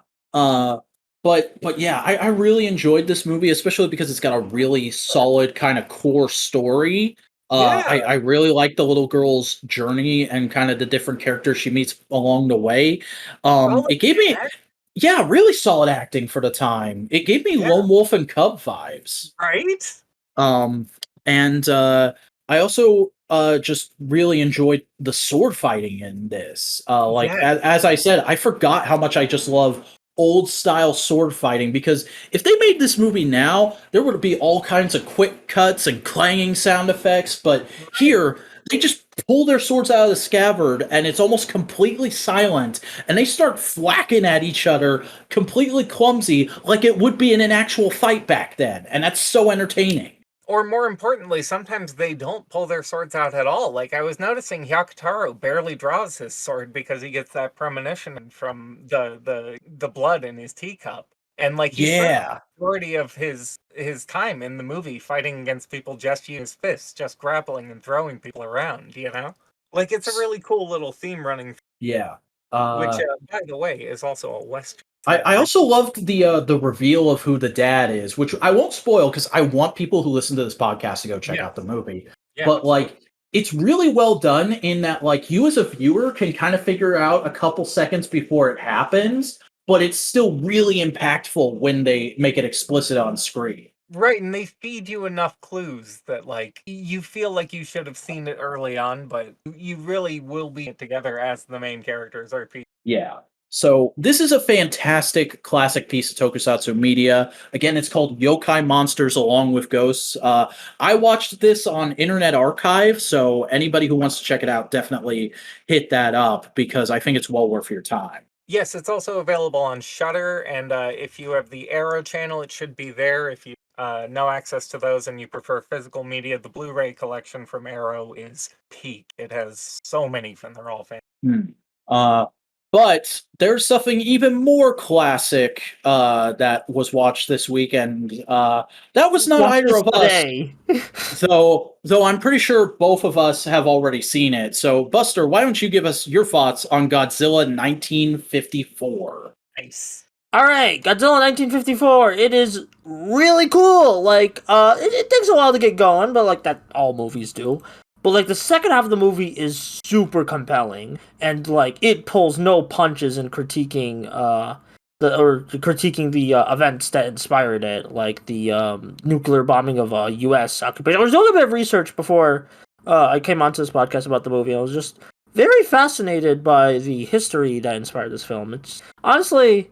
I really love it when like real life they use like real life inspires this fantastical yet like gritty art, Mm-hmm. I'll go ahead and just be honest, because this is an opinion I don't exactly hide, but I kind of keep it close to the chest because I know it's a hot take.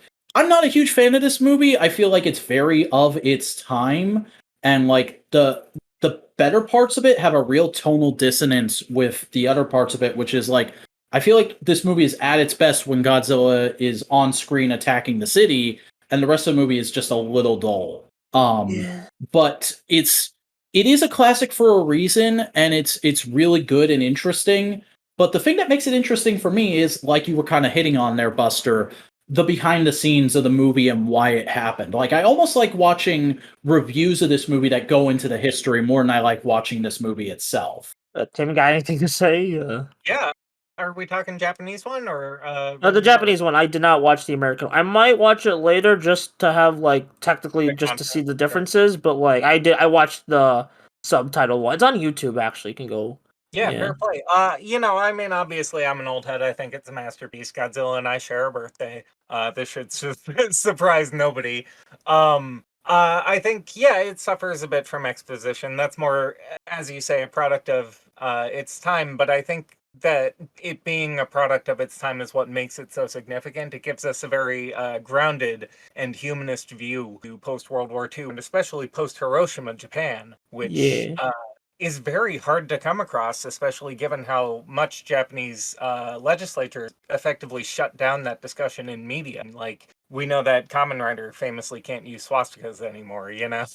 Yeah, the only other thing I really know that delves into that super hard is I forget what it's called, but there's a documentary that I think was on HBO a few years back during like the anniversary of the bombings that was like highlighting interviews with victims that survived the bombings, and that was really interesting and chilling to watch. I wouldn't recommend it to everybody, but it's interesting if you want to see it.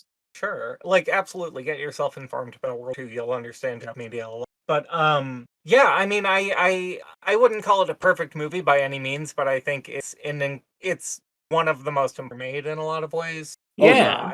That it makes incredibly heavy material very accessible to people, young and old. You know, I watched this when I was a child. Do you know what I mean? Yeah. American or Japanese version? Both.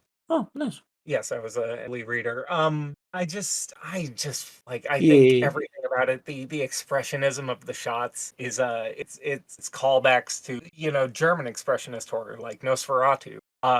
The scarring on Godzilla's body be reminiscent of the Hiroshima victims' scarring. Like this film just drips with love and attention to detail for conveying incredibly powerful and important message. Would likely prefer to deny it in, you know, the decade after this horrible atrocity has been inflicted across the nation. Godzilla came out from the ocean and forced everybody to acknowledge it. Yeah. It's good. Liked it. Yeah, and then like I 9 just out of like 10, I would it, say. it just yeah it's really fun. It is of their time, but like I kind of like I put my expectation just to be like it might be a bit slow at points, which you know maybe not the best thing to do, but like I like preferring like. For me, I would rather like look at it like at the media. What does it want to say rather than what I want it to say, if that makes sense. Exactly that, and you have to accommodate for just the fact that it's been what, like 70 years since it came out. Yeah, Yeah, storytelling's advanced a little bit. yeah.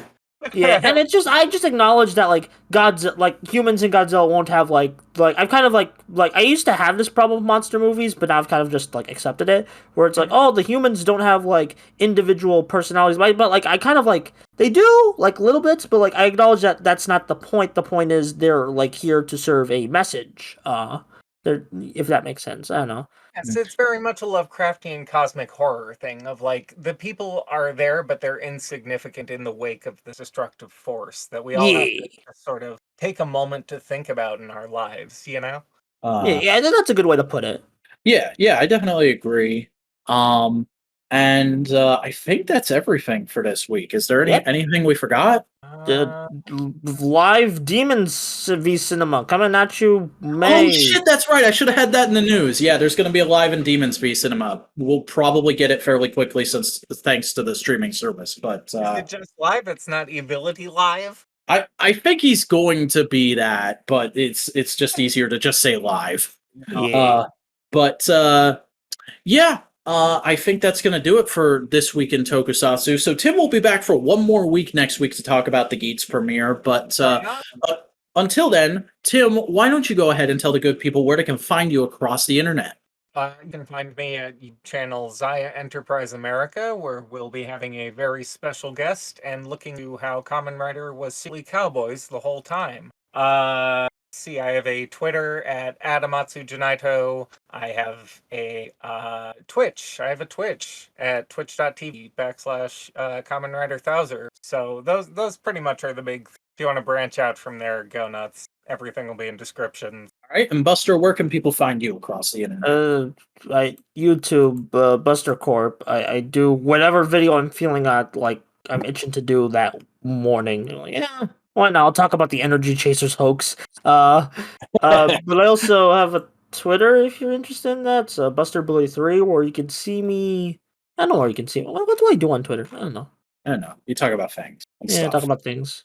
Sometimes talk about the new Toku episodes. If you want like early sneak peeks of my thoughts, why not? Yeah.